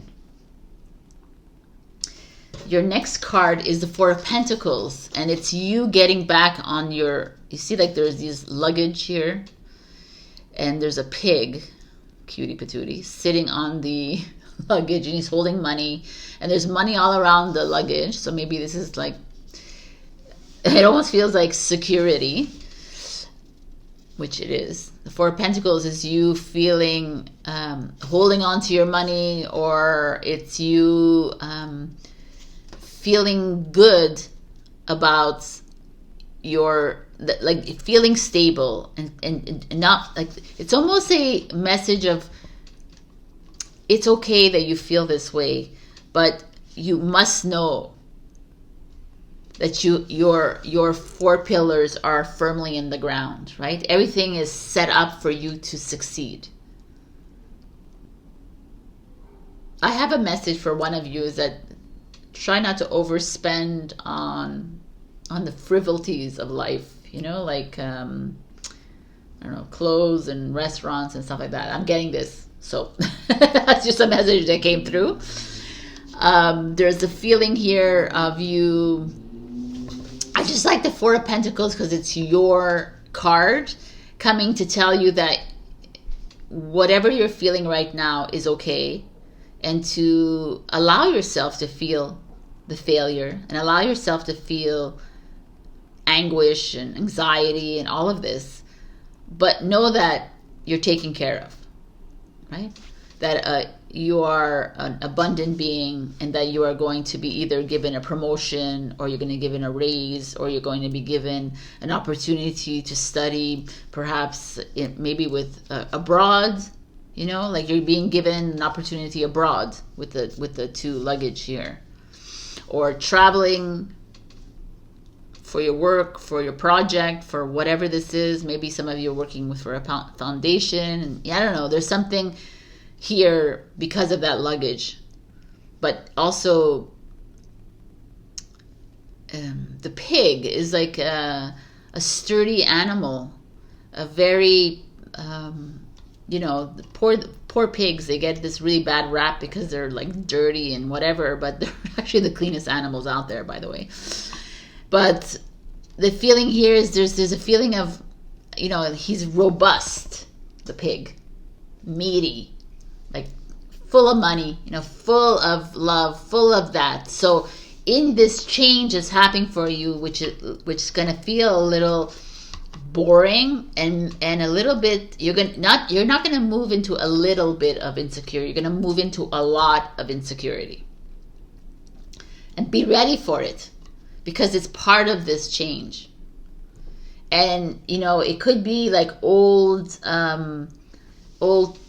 wounds and traumas and old issues that like, for me, it's confidence, like self-worth issue coming up here a lot. And you're going to be like, oh, am I worthy enough? And like last week you were like, yo, I am worthy 1,000%. And this week you're like falling backwards, which is okay.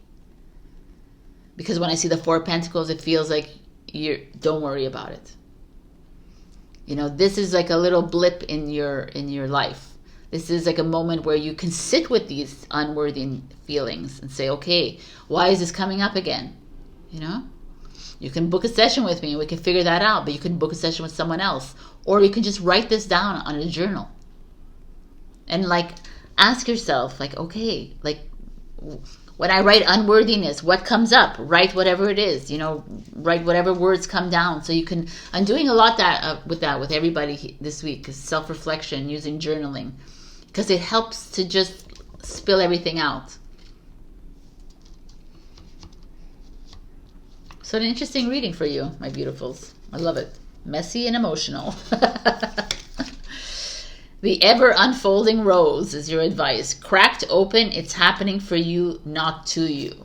Exactly. This is exactly the feeling here of like you're exposing yourself with this Six of Wands in reverse. Like you're ugly and uncomfortable, and the messiness that you are, and the chaos within you, which is metamorphosis, by the way, right? The larva in that cocoon is like flowing out of you, and it's okay. Can you love that part of yourself? Can you hold space for the part of you that is unworthy and unloving and that feels anxious and stressed and all of these things? Can you love her or him? Because when you reject them, you have to do this all over again. It's going to come up. It's going to come up again. We can't bury anymore. We have to surrender to it. Surrender to your soul's path. Your life's journey has been perfectly designed for your soul's growth. Embrace every lesson in every moment. Exactly. This is the Four of Pentacles here. It's like, to me, the Four of Pentacles showing up at the end of your reading says, you got this. They can throw whatever they want at you, at your job, at your school, at your projects, at your whatever this is. Even if it's a relationship, they could throw whatever they want at you. But know that these are all lessons for you, and know that you're strong enough to move through this. And nobody gets to make you feel small. The only person that makes you feel small is you. So when you're feeling small, feel the smallness, right? Don't go, oh yeah, I'm better than this, I'm bigger than this, I'm bigger than this. And even if you're feeling small, say, yeah, oh my God, I feel small. Own up to feeling small and being okay with being small. What's wrong with feeling small? Nothing. Love it, release it. Like the thing is that we turn around and say, oh, I'm bigger than that, I'm the best, I'm the best, I'm the best. But you don't feel like you're the best. And the lessons will come over and over again because you're lying to yourself. So like, that's why affirmations, to me, you have to be careful with your affirmations. You can't be lying to yourself about what you're saying out here. Because your soul knows what you're feeling. And it's okay to feel anxiety, it's okay to feel hate, it's okay to feel anger, but not to sit in them. To be aware of these energies coming up. To love them and release them. Or to remember a time that you felt this angry. And it's coming up a lot in my field too. It's coming up. It needs to release. And if it's coming up and releasing, it's releasing. And people come around me and say, well, that's not very spiritual of you. And I'm like, you have no idea what it is to be spiritual. Because spiritual means that I have to face off with all the ugly. Not pretend that everything is love and light. Or happy and great. Or I'm the big boss. Or I'm a bossy bitch. Or I'm this. And like that. That's not like, that's just like very surface.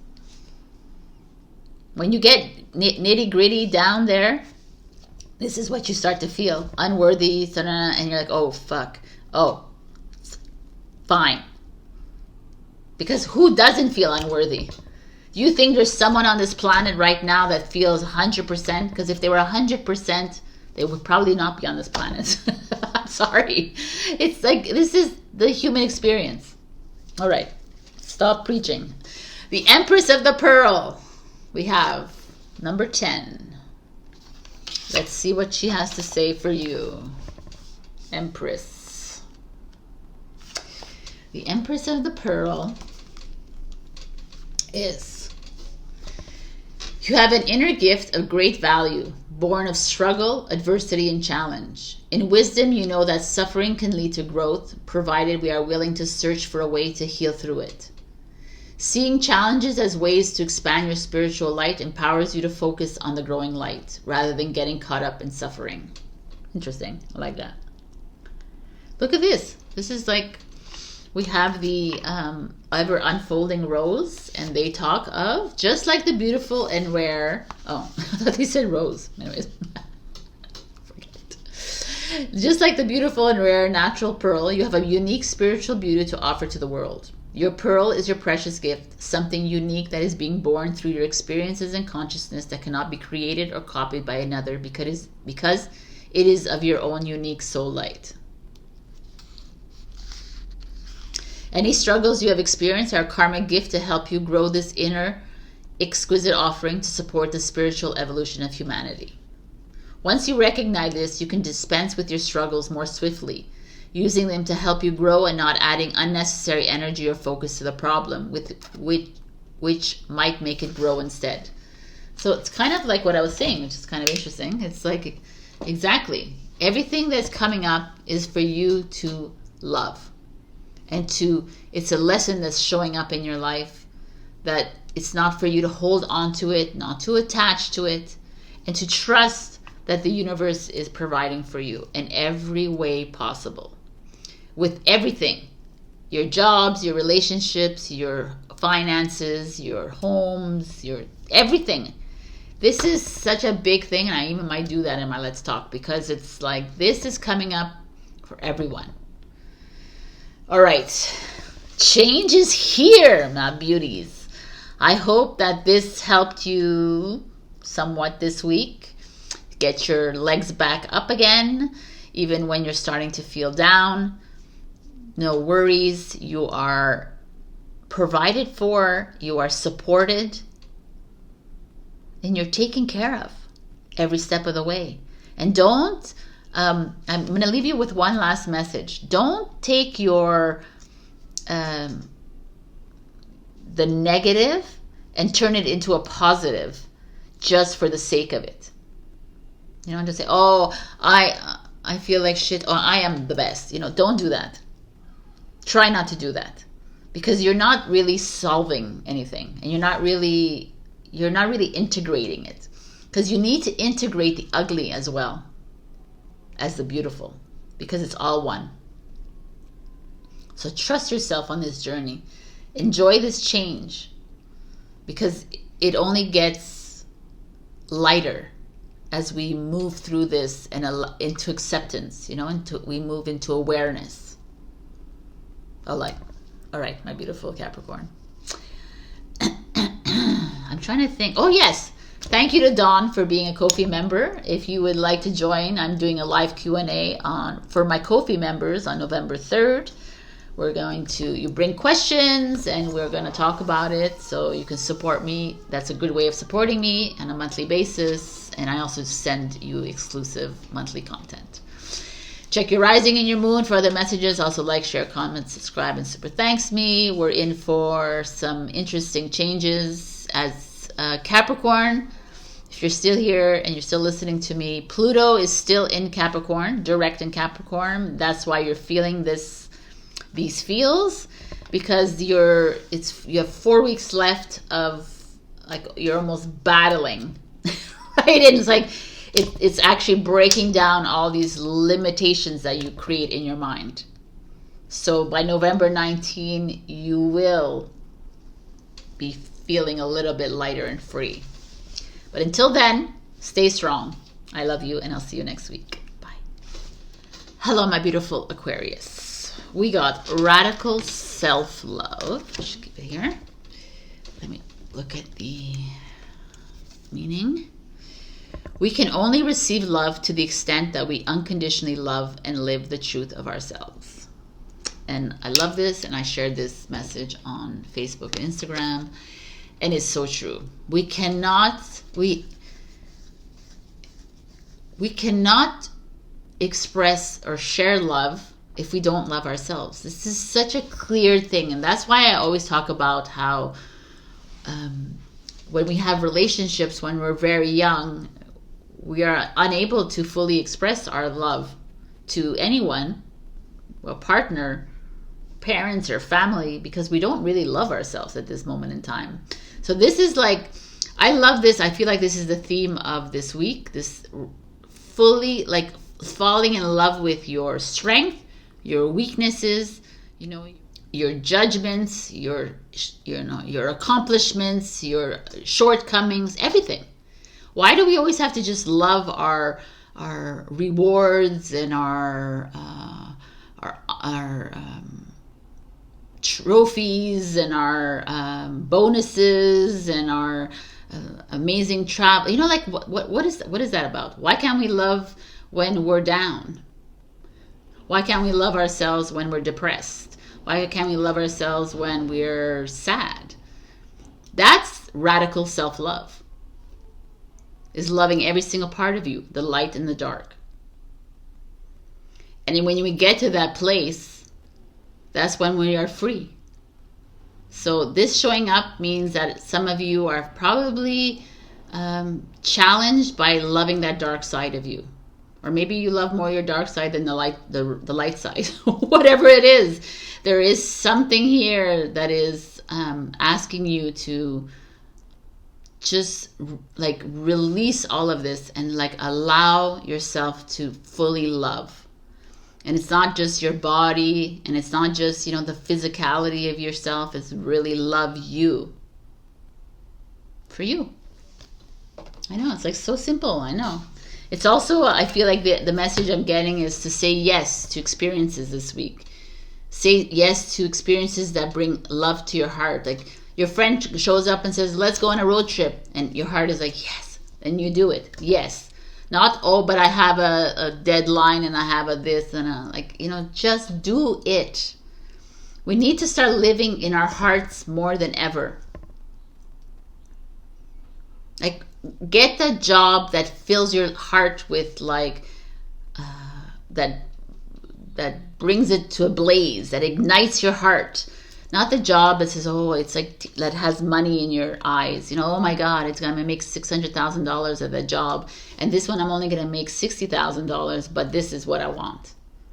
You choose that. That's where the universe is pointing towards anyways. Because when you're loving the job, when you're loving the relationship, when you're loving the food you eat, when you're loving whatever it is that you're doing, you're stretching, you're dancing, when you're loving every moment of this, you will receive tenfold. But if you're doing something for like the practicality of things, or when there's no love in it, it will remain stagnant or it will just dissipate. So this is my little the Fool card. I love it. This is this feeling I'm getting. Say yes to adventure. This feeling of like moving towards love. So the fool feels like jump into a relationship, jump into that new job, jump into that project that you've been thinking about forever. Stop thinking about the limitations. You know, stop thinking about, oh, I don't have enough money, I don't have enough this, I don't have friends, I don't have partners, I don't have this. Like, enough, right? Because if it's something that is coming from your heart, then it will flourish and it will blossom because the universe has your back. Love it. The Fool. By the way, this is Aquarius energy. So I have to just make sure that I'm not... The Knight of Swords. Gemini energy, your brother sign showing up here. The Knight of Swords is like, not only are you jumping into whatever you're jumping into, but you're communicating it, marketing it, promoting it to the world, right? Maybe you're hiring a marketing person, a social media person. You're hiring a marketing agency. Maybe you are you're jumping into the job of this, you know, like this is like very artistic to me, the Knight of Swords. It's all about communication, you know, but look at the parrot. Like maybe it's painting, graphic design, maybe it's, you know, whatever it is for you. To me, it's just like, do it. Stop talking about it and get up on that white horse and do it. This is the feeling. Look at this action. It's like the fool, the dog has already jumped off the cliff. And now he's jumped onto the horse, and it's time to ride into the sunset kind of thing. This is like it. So I don't know who needs to hear this, Aquarius, but if you're there's something nagging at you that you wanted to do for the longest time. What is it, like packing your bags and moving across the country? You know, I hate to say this, but do it. Like, I don't want to change your like life around, but this is the feeling I'm getting here. It's like the Knight of Swords is not about sitting. It's not a Knight of Pentacles. It's not about sitting around and waiting around for something. The Knight of Swords is like, let's go. Like, spontaneous. I freaking love it. I love this energy. Okay, your challenge is the Five of Swords, which is so cool because this is Aquarius energy. So the Five of Swords is not a cool card, though. The Five of Swords is an energy of mental breakdown, mental like confusion, vindictiveness, vengefulness. You know, it's like I'm not good enough. I can't. Oh, sure, Sabrina, I can go and jump into this, and I can do whatever you say to do, but I don't feel like I can do this. I feel at a loss here. I am confused. I've already jumped into things before and I failed, and I don't want to do it again. I am afraid. Five of Swords energy. I feel like a little bit tied down. I feel like my thoughts are controlling me. They're taking over and they're not allowing me to fully enjoy this experience. There could be people around you that are freaking condescending, that are not even like supportive of you 100%.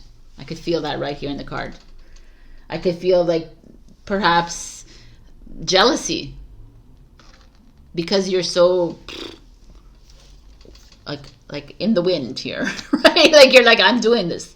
I'm going into this. I'm going to create this project. I'm going to jump into this job that everyone else around me is like, no, you can't do that. You can't kind of energy. That's the feeling I'm getting here. I'm not saying that your direct support system, it could be other people, it could be friends, it could be, it could be your partners, but it doesn't matter who it is. You know who this is. There is like a feeling of cautionary. This is cautionary to me. Be careful, what are you doing? It could be from people that are very grounded or people that are not so used to being spontaneous. So they're like, but this is radical, people. Radical self-love means going to the nth degrees, of whatever this passion project is for you. Or this passion relationship is for you, or whatever this is. It's like jumping into an unknown. This is what this is. And the Knight of Swords is like, yeah, I don't care. I don't know. I have no idea where I'm moving to, but I'm going. Because I'm creative enough to think outside the box here. And you're your own enemy here, the Five of Swords. You're creating conflict within yourself. which is interesting. I mean, it's like normal. Everybody else is doing the same thing. Wow. What a beautiful energy. The sun is Leo energy. I love this.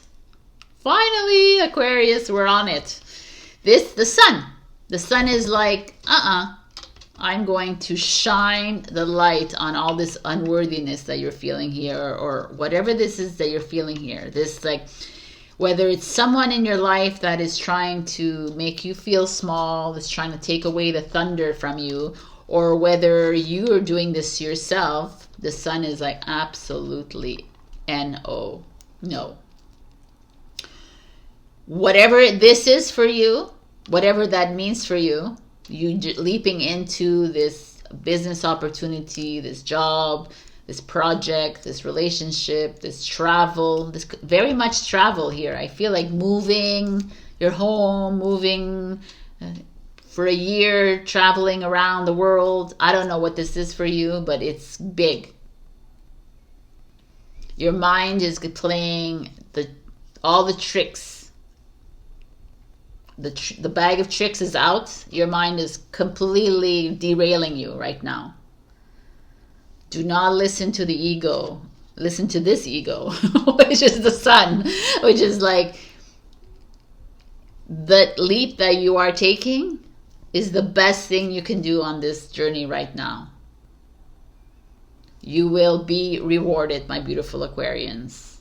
You will end up living in a sunny beach town. Who the hell knows what this is? Like, when I see this sun, I always think of the south, so maybe that's where you're headed to, or maybe you will reap the benefits of this. You will find yourself, like, this is basking in the sun. You are basking in your journey.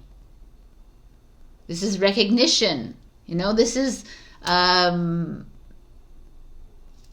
dreams coming true. Like, the star is right before the sun. The dreams came true in the star card, and this is being moving into fruition of it. Like, there's like, you're actually seeing it. What's come of it? The blossoming of the dreams coming true. So I would say, whatever it is that you are have been tempted to jump into, to leap into, to start, even with perhaps your own mental chatter or someone else's that's trying to keep you small, it's a go time, Aquarius. It's literally go time for you. And this is where you need to dive into that self-love, radical self-love. It's you. It has to come from you. I feel like you need to really trust this leap, because it's going to be fruitious for you. It's going to be bountiful for you. You're going to find the happiness, the freedom that you've been looking for the longest time. Take the leap. It could even just be changing jobs. It could even be just changing or just starting a project on the side. It could be just a little thing even. But to me, it doesn't feel like a little thing. These are like kind of big energies here. And you could be with a Gemini, and you could be with an Aquarius or a Leo, or you could be like, Night. It could be someone you're partnering with. But regardless of it, this is something that has been in you for a long time, and it's time to take the leap. We have awakening, energetic upgrades, a new way of being, integration. I mean, this is what's happening in the world right now. We are in full integration mode. And is this pertinent right now for you, Aquarius? Because we are in full integration mode, this is the time. Okay, I said this to Capricorn. Pluto is direct in Capricorn until November 19, and then it moves direct into Aquarius. And why is this important for you, Aquarius? Because Pluto is that let's break this shit down. Let's like turn it up. Let's turn up this like matrix, right? And this is the awakening moment when Pluto moves into your sign, and you're gonna feel this feeling that's gonna come up. This is integration mode. If we do not integrate, if we do not follow the guidance that is coming in, and we just remain in that old, then you might remain in Capricorn, you know, even though the planet is actually changing, moving in there. But you might feel restricted, especially you, Aquarius, cannot be restricted. You cannot be put in a box. It does not work. I see some Aquarians in boxes, and I'm like, they freak me out how they're actually them, but they could have other signs and other planets. So surrender your need to always be right. I found this was funny because Aquarians do think they're always right. Yes, because you're a fixed sign. That's why. Taurus, Leo, Aquarius, and Scorpio. This is their trait. Give others the gift of letting them be right. Be yielding, not rigid. This will help resolve conflicts and improve your relationships. I love it. I'm a Taurus and a Leo, by the way, so don't worry. The Dance Unveiling, 36-9. Let's see what this message is. 36.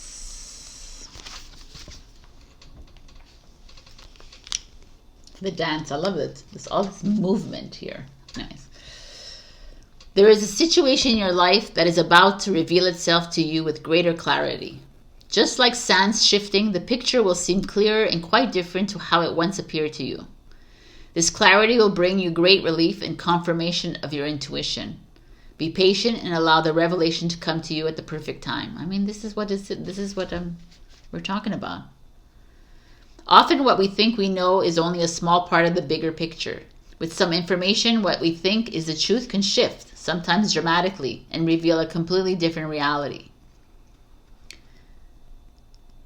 There's an important situation in your life right now that is still unfolding, and you have yet to perceive it fully. It is safe for you to be patient and curious and trust what you feel is unfolding now. It is also confirmation that something you have recently perceived or will soon perceive is accurate. This perception may have been something of a surprise, shock, or stretch for you, and perhaps you are not quite comfortable with its implications as yet. And so you are doubting the veracity of your vision. Be patient and allow yourself to get used to the new truths that are revealing themselves to you now. Go into your heart and listen for the music of her dance. I mean, I love this. This is amazing. It's like, follow the rhythm of your voice with the Knight of Swords. Follow the rhythm of your heart with the Fool. Let's go. You know, follow the rhythm of the fire that's blazing within you.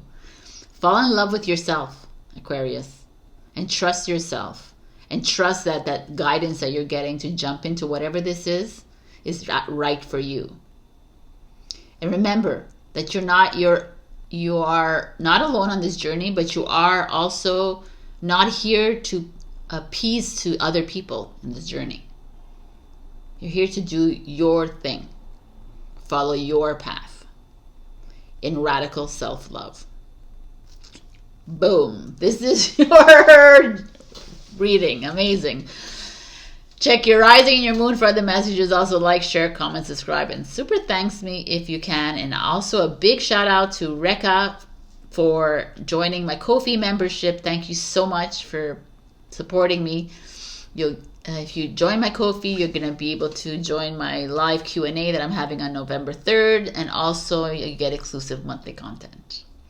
Thank you so much for this. This is a beautiful reading. We haven't seen such a beautiful reading for you, Aquarius, in a while. And I'm feeling, and I feel like with Pluto moving into Aquarius, this is where the change will start to happen for you. So be patient. I love you. Love. I'll see you next week. Bye. Hello, my beautiful Pisces. We got moving forward. The first step is taken within our stillness. So we have a woman on a desert, footsteps beside her, and an eagle shadow.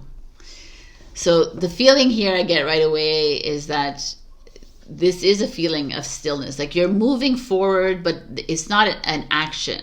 It's not an active movement. There's still this, like, the motto that I got for you was less is more this week.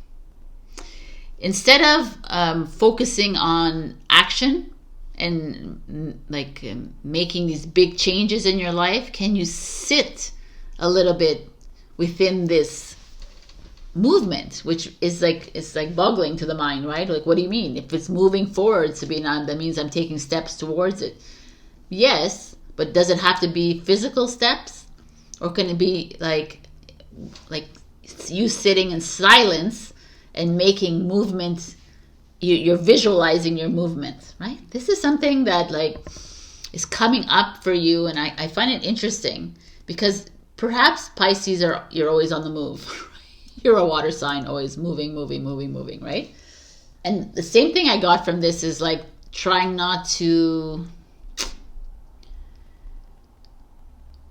What this means is like try not to find an explanation, solutions for everything in your life. Can you just sit with whatever's coming up? That's what I'm getting. So it's really interesting. Let's see what your first card is. The Ace of Swords. The Ace of Swords is clarity, communication, new chapter, new beginnings opening up for you, new ideas, new truths coming up in your field. What could these truths be? Like there's freedom involved here with the wings, freeing yourself from something that was constrictive in your life. I almost like these two together, right? She's like could be the sword, the eagle, or the wings, and all this cosmic, and she's the desert kind of energy. So it's, again, it's getting it's like taking that time to get clear instead of like just moving around, like, you know, doing things like always like. This is a mind. It's a Libra, Aquarius, Gemini. So it is always about like movement of overthinking. But the Ace of Swords is like, let's cut the clutter. Let's get down to like, when you bring clarity into a situation, right? It means like you like. I have the word in my head, but. Like you shatter everything so that you can focus just on one thing at a time, one truth at a time. And this is also a truth card to me. I feel like the truth is coming out, which may free you because you've been carrying something on your shoulders for the longest time. Wow, interesting. Okay. The 10 of Crystals, which is the 10 of Pentacles. Which you don't see it in this card, but the 10 of Pentacles is about money. So maybe you getting clear in your mind about what it is that you want, maybe getting clear in your mind of how you want, where you want to direct your energy is going to actually be the best thing for you when it comes to money, when it comes to your finances, when it comes to your home, when it comes to your family. I almost feel like these two cards together are, because the 10 of Pentacles is a Virgo energy, and the 10 of Pentacles is actually about investments that you've made in your life. It could be inheritances. It's like it's money earned outside of work usually, but it could be about that. And it's also family. It's like that culmination. It's a 10 of the Pentacle energy, which is usually financial stability and home and all that. So it's at the end of that, and it's to get clear. What is it that you want within your family setting? What is it with you want? How do you want your finances to look like? We're at the end of your financial journey and beginning a new one. So where is it that you want to make changes in your life? Do you need to start investing in new properties? Do you need to allocate your money somewhere else? Like that is what's coming up here. And it's also a method of freeing yourself from some heavy burdens that you've been carrying. I like it. This makes sense to me. That's why this is the stillness. It's like taking this time to distribute your money, your resources, you know, and to better take care of your living arrangements, your home, your family, yourself, really. Your challenge is the Magician, a Gemini energy. The Magician showing up is really interesting, because the Magician is beautiful in upright, but in reverse is manipulator extreme. Like someone in your life that is manipulating you, is stealing from you, it's very clever. It's a person. It's a clever human in your life that, okay, Pisces, again, we find ourselves in this kind of interesting, here you're getting yourself clear within your financial realm, in your resources, you're honing in on your skills, your craft, whatever this is for you. I feel like that's what it is. And this is, whatever this is actually establishing your future, let's say, even though I don't like to talk about future, but this is what it is. It's establishing a foundation for you. But the Magician shows me that there's someone in your life that may be jealous of this, or maybe not interested in being part of this with you anymore. Someone hiding, taking resources and like stealing from you. I really feel like that's a little bit that's coming up, but doesn't always have to be. Someone that is, it's like the facade, the Magician. It's like the mask. They're pretending to be something that they're not, as you reorganize your life here. I don't feel like this is you doing this to yourself. I truly feel like there's someone, an external force here that is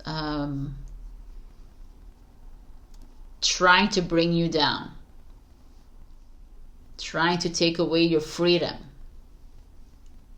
your financial freedom from you. Be careful, this Magician. The Six of Crystals. Wow, how interesting this energy is. The Six of Pentacles, which is giving and receiving. Money coming in, money coming out.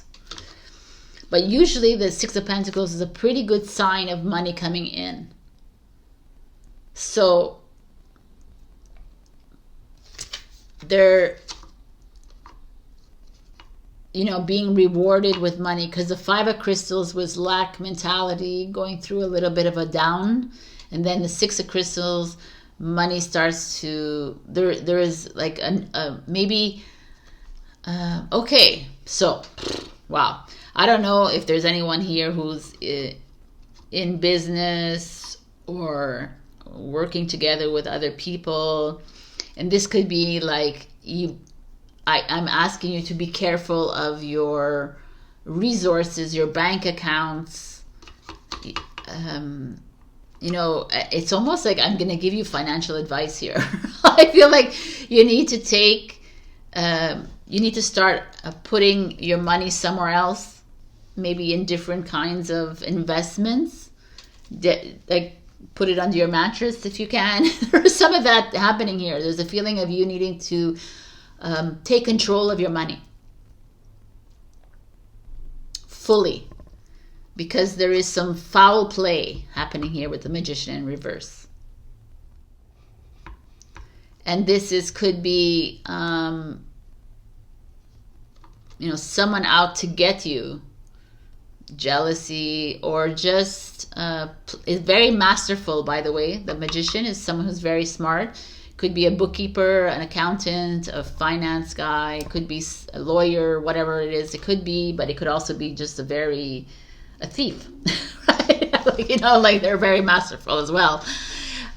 Could be someone in your life, definitely, that is, there's jealousy here, because I feel like you're on your path of mastering your life, you know, your truth, your craft, your money. That's what's showing up here for me. And there's someone that is not very happy with it. And only you know who this is for you. And that's why the Six of Pentacles, which is a Taurus energy, is again that energy of being a little smarter and putting your money in different places, maybe. You know, maybe donating your money, you know, liquidating your money, donating your money, get tax back, you know, kind of that feeling, kind of. Or I don't know, I'm that's the big message I'm getting here. And that's why perhaps the Ace of Swords coming in is saying, yeah, we have to start a new chapter in your life, but we have to get clear here. And like put all your resources in front of you. And how can you use them to benefit you? And it doesn't always have to be money, but it could also be your skills. That's what I'm getting. Your things that you master, you know, like... you know, whatever. Maybe you are artists, or maybe you are accountants, or maybe you are, you know, business owners, which a lot of you are, Pisces. A lot of whatever you are, whether you're healers, whatever that you are, hone in on that and kind of find a way to distribute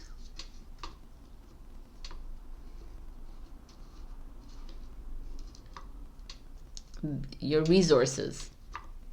You know, I don't know if some of you, this is like wills, like a lot of people don't like to do wills and testaments because they're, you know, I'm not sick, I'm good, but living wills are actually like important, you know, because if you do have a business, if you have resources, then, you know, just write it down. For me, I wrote it down on a piece of paper, signed my name, a date, and that means something if you don't have a will, right? So anyways, that's what I'm getting. This is so interesting. Where are your cards? Okay. Your advice is play. Have fun, celebrate, don't be so serious. I like it. Because this is really serious, actually. And this magician is up to no good. So yeah, in all the midst of this, still enjoy your life and still have fun, because this life is not to be taken so serious. Even though I'm making you take it seriously right here. But this is just a message I'm getting here. This could be some of you who are also going through estate like settlements, and it's a little challenging to get your money, you know. So beware of the beneficiary here. Like, beware, just be cautious. I don't know where it is to be. Surrender to your intuition. Tune into your inner voice. Be aware of any gut feelings, flashes, knowledge, or aha moments that come through to guide you. It's very important, especially here, especially with this magician in reverse. Surrender to joy. Hilarious. There we go. We have you two things. A key to positive change in your life is to let joy in and savor it. Indulge in random acts of smiling during both the hard and easy times, but keep surrendering to more joy. Yes, it's really important that even as we go through these magician lessons, that whoever this is in your life that is hindering you from moving forward, or trying to uncover something or reveal something, or manipulate you in any sense, you still have to enjoy yourself, right? With like that, it's a beautiful energy. Dance of the Butterfly Queen is your final advice. Let's look at what she has to say to us. It's Kuan Yin. Dance away as well. Right, let's go. A pure heart and sincere love attracts divine grace. With the grace of Kuan Yin, Butterfly Queen, that which was impossible becomes possible. From caterpillar to winged creature of delight, you cannot restrain what divine grace ordains, no matter how incredible it may seem to be. Whatever has been troubling you or whatever has been inspiring you, allow her to infuse the situation or dream so that it may unfold with divine perfection. Allow the Butterfly Queen to dance. She will bring healing and grace to your life situation now, with lightness of step and grace in your heart. Let go of deep feelings of unworthiness that require that you must continue to struggle with limited resources on your own. Surrender false notions that allowing others to assist you is dependency, whether these others are in human form or spiritual form on the inner planes. It is interdependence to allow yourself to be assisted and to assist others. You are not handing over your power. You are allowing empowered divine relationship to make your power grow so that you can rise above and be blessed. I mean, I love this because I think we got this last week that you were to ask for support and guidance. It's still coming up this week. And I do feel like you need it with this Magician in reverse. I feel like there is someone around you that is consciously aware of what they're of what they're doing here. It's not someone that is like, oh, I didn't know better. I feel like it's someone in your life that could be skimming from you, and it could come in forms of accountants, it could come in form of so many things. So just pay attention to that, but get really clear